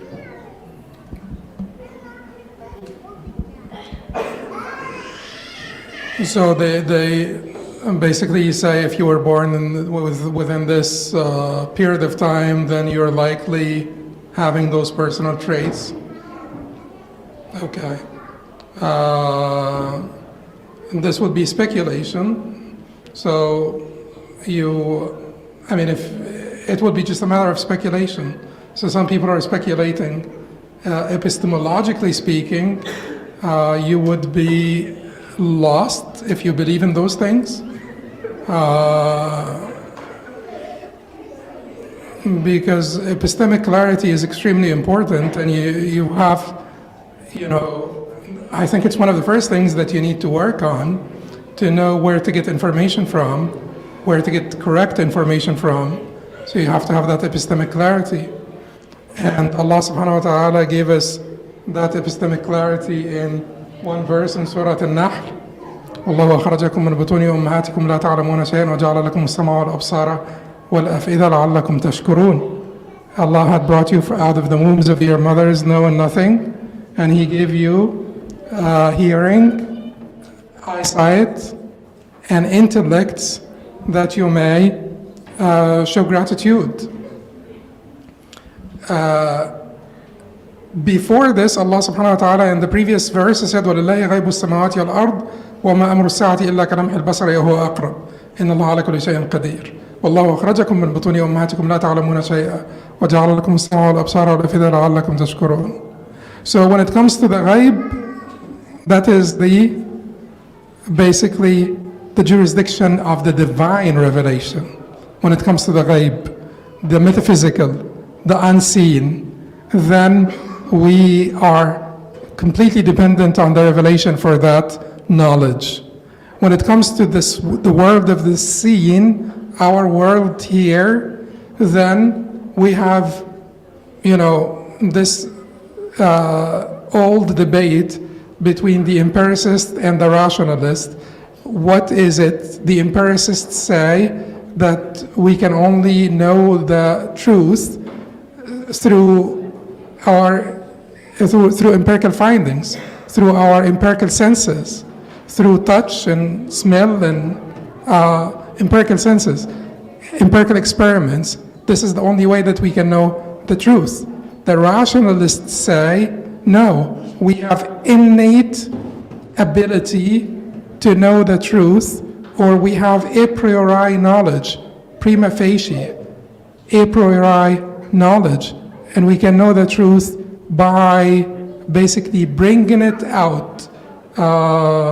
And that's the Socratic method of bringing out the truth through basically hypotheses and so on,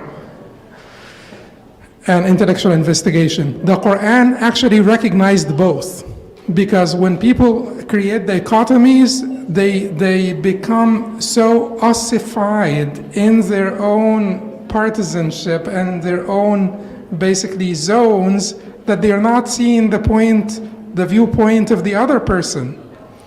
Yes, so the Quran recognized Sama wal absar, that is empirical.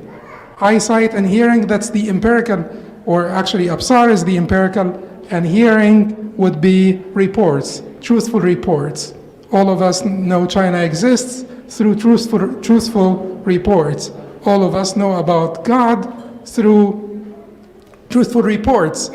Miracles that the Prophet ﷺ proved therewith that he is reporting to us from God. And then al-absar is the eyesight, and al-afida are the intellects. Now, basically this type of speculation, this type of knowledge, what methodology was used, what was the methodology used to produce this type of knowledge? And why should you consume basically information or propositions that have not been properly produced? If you don't eat raw meat, if you have to basically be selective about the food that you consume and you don't eat bad food, then information are much more dangerous, to basically consume bad information. So what is the methodology that was used? Is this coming from God, who can tell us about the unseen, and through a messenger who proved through miracles that he's actually reporting from God? Yes or no? No. Is it coming from empirical data that were scientifically verified? Yes or no? No? Or yes? Anyone saying yes? No. Is it coming from rational thinking, a priori premises, a priori premise? The whole is better than the part. That's a priori premise. The whole is bigger than the part. One thing cannot be moving and not moving and still at the same time in the same respect. That is the law of non-contradiction. And there is the law of the excluded middle, and so on. So this is the rational methodology. Is this, knowledge coming to us through this type of rational investigation or intellectual investigation that is using a priori premises? Yes or no? No. Then this is trash. Just don't consume it. Now, just your spam folder. This will go to your spam folder in your brain. We have two unity questions. The first of them, in general, we should obey the leaders, but what if they are not qualified for the position and they don't have the leading skills? Jazakallah khair. Not sure what kind of leader you're talking about. If you talk about leaders like in Islam, who Islamically consider leaders of a state where they are established by bay'ah and stuff like that, I'm not sure if this is relevant to what we talk about. But if you talk about leaders in community, advice if you think that they're wrong, and they should be cooperation between the people in leader positions and followers. And I would say in general, if it's a matter of opinions, I would prefer that the unity and the jama'ah is more important than division. And even if you want to keep your opinion for yourself, you can without breaking the unity of the community at large. So for example, if the leaders decided to follow calculation in doing Eid al-Adha, Eid al-Fitr, for example, and you believe that this is wrong, we should follow moon sighting, for example. Even if you follow that opinion, you don't need to go and break the whole entire unity and you make your own out. Khalas, if you're the only one or few, you can do that in your own level, and you can celebrate Eid with them in the different day, and you still be fasting in secret. So what I'm trying to say is, you always care about the concept of unity, and making the community together. And even if I disagree with you in one thing, it doesn't mean I have to disagree with the rest. I still work with you in the other areas. But there is no like complete obedience here. We're not talking about that. I just wanted to add something to my previous answer about the zodiac dates and stuff. So when would this be would this information be worth consuming? If there were basically good cross-section studies that proved it, then you would then pay attention to it. So let's say they surveyed all the people that were born in January, for instance, and they found that they have these personality traits, and then they applied basically good statistical measures to prove that, you know, that this is credible, a credible study, and certainly one study is not enough, and then they had the meta-analysis of many studies, and if they use the scientific method at some point to show us this, then it is fine. Up until then, it is speculation, and if it is speculation, it's not like haram to learn it, but it's not gonna, you should not believe it. That's the point. Don't believe it, don't deny it, just like, you know, hadithu an Bani Israel. Yes. The question, Sheikh, was a group at the masjid that performs group dhikr, and you're against it. How do you respectfully have a discussion and explain when the group says that group dhikr is sunnah? What is it? A group at the masjid that performs group dhikr, and you're against that. How do you respectfully have a discussion and explain when the group is telling you group dhikr is sunnah?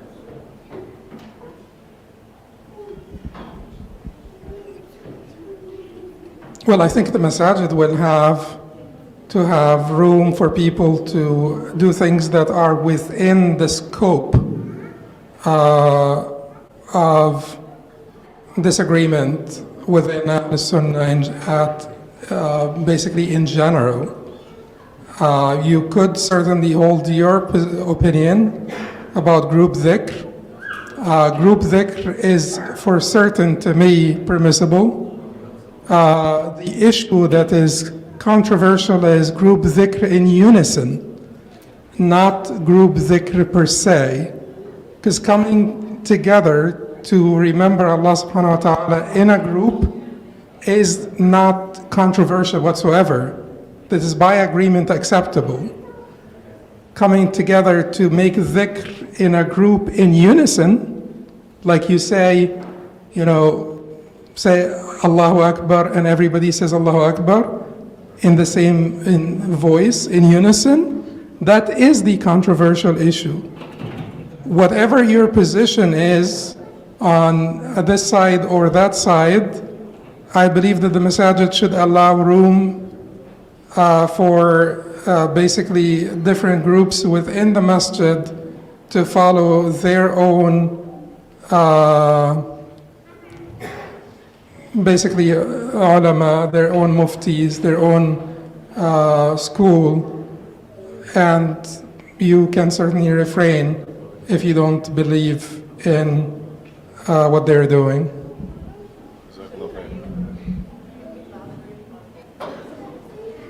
What is that?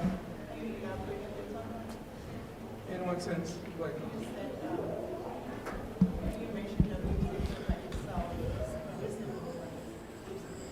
to sit down and to remind each other of Allah subhanahu wa ta'ala, or to make dhikr of Allah subhanahu wa ta'ala in a group is not a problem. The problem is that the controversy comes when we make it in unison. So we all say, you know, La ilaha illallah at the same time, in one voice, prompted by a prompter. You know, that is the controversy.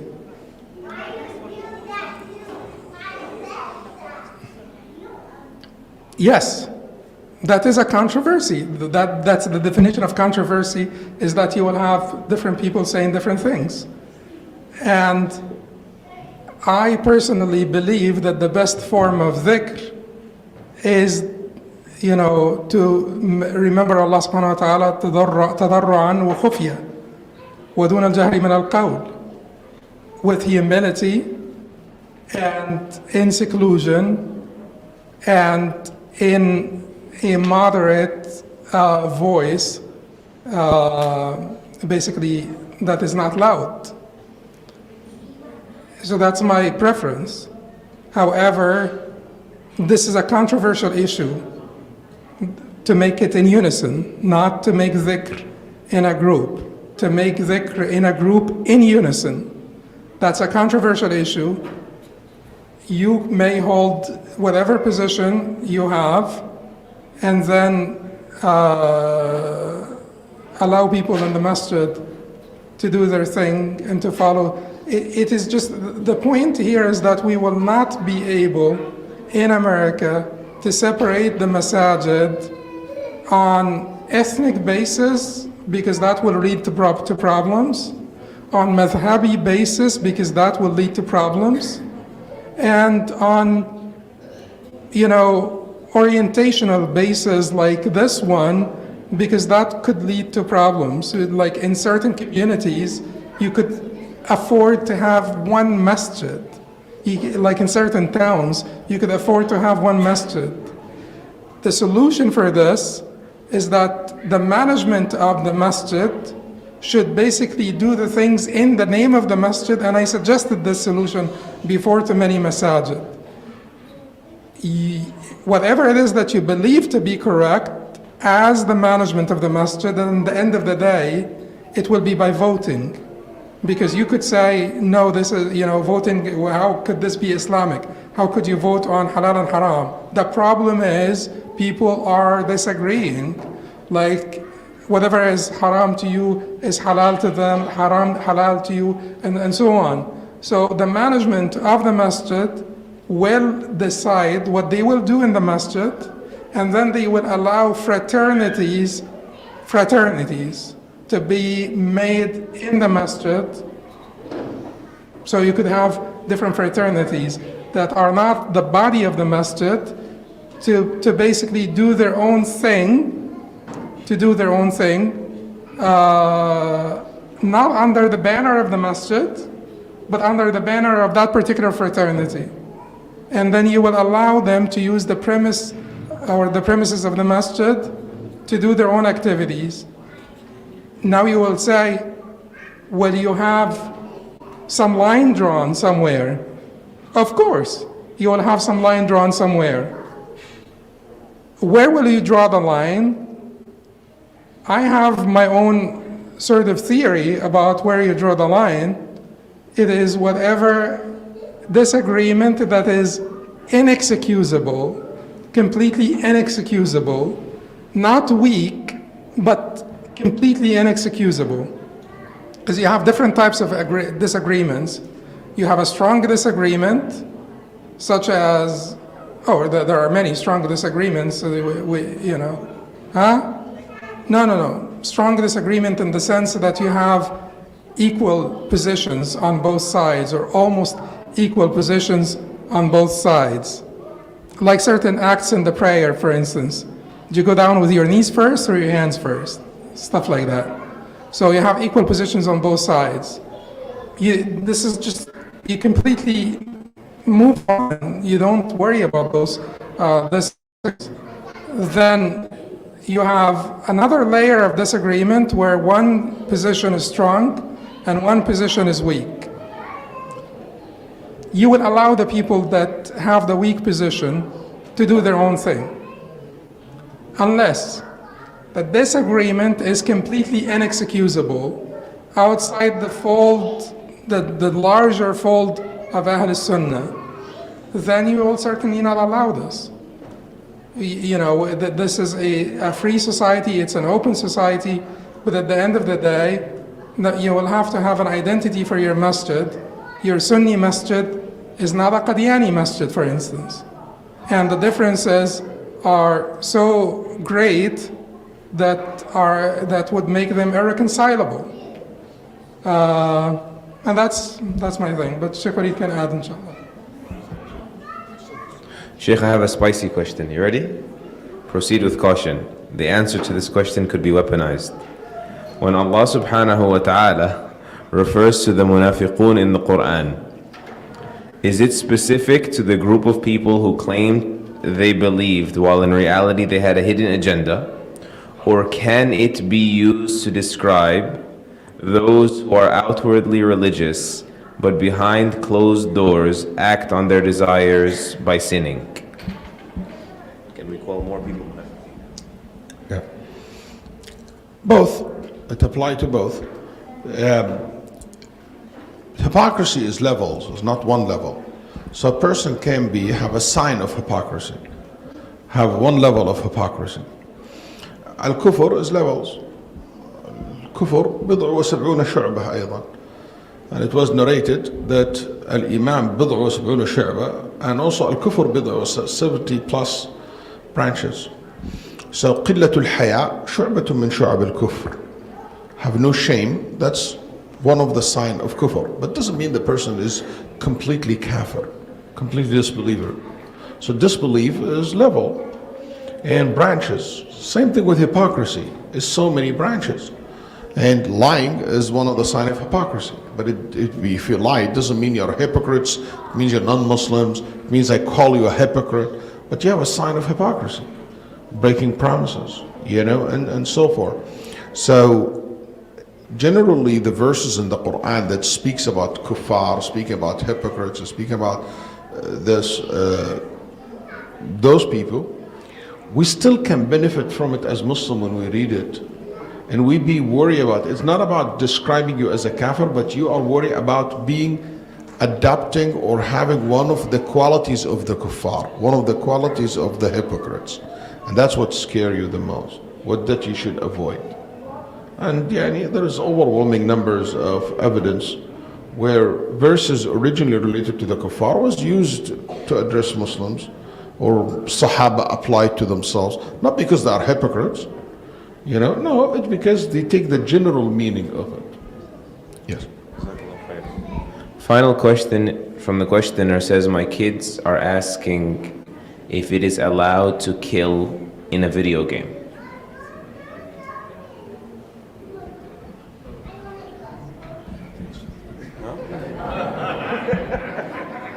He wants you to answer. I will advise parents not to let their kids play violence games, with killing and stuff like that, because it has a very bad influence on the kids as they grow up. I know that's the nature of the games today. It is not haram or that. You should be careful about what you let your kids consuming, especially in early age. A lot of kids download what they call Roblox. I heard Dr. Sachs saying that Roblox, and by the way, he's a very interesting person that you should explore his talk about kids and video games. He gave a very interesting lecture in our community, and I recommend you guys in New Jersey to do the same. He said that this Roblox, which is kids, my kids even have it, I didn't even know that. He said that every day they put out thousands of new games. Thousands, I forgot the exact number, but in thousands. Every single day. It's the largest platform for kids. Then he talks about what this platform includes. And it was shocking to know all this, what our kids exposed to. So be very careful for what you let your kids expose themselves to. Some of them like auto theft for a little bit older. It's so violent to the extent the more vicious you kill the person on the game, the more points you get. And teach you like some nasty stuff, it's not even appropriate because you have a young audience here. So be very careful what your kids, don't just think it's just a game, or yourself think it's a game. It still affect your heart, affect your mind, affect your soul. Be careful what you consume. May Allah subhanahu wa ta'ala protect all of us. What's the name of the doctor that you mentioned? Sachs. Dr. William Leonard Sachs. Dr. Leonard Sachs. Excellent talk. Alhamdulillah. We wish to thank all of you who respectfully stayed until the conclusion. Of course, our esteemed mashayikh for giving us from their time and powering through despite the fatigue to answer all of our questions. May we never be deprived of their company and their righteous prayers for us. And we ask Allah to always gather us upon His obedience under the NJ Da'wah banner and elsewhere. Allahumma ameen. Sheikh Saad, are you going to close us out? We're ending the evening? Okay, inshallah. Jazakallah kulla khair. Subhanakallah hamdik. Nashhadu an la ilaha illa anta nastaghfiruka wa natubu ilayk. Wa sallallahu wa sallam wa baraka ala nabiyyina Muhammad wa ala alihi wa sahbihi ajma'in. May Allah carry you all home safely and keep us in your prayers as you travel or as you exit. Barakallahu feekum. Assalamu alaikum wa rahmatullah. Thank you guys.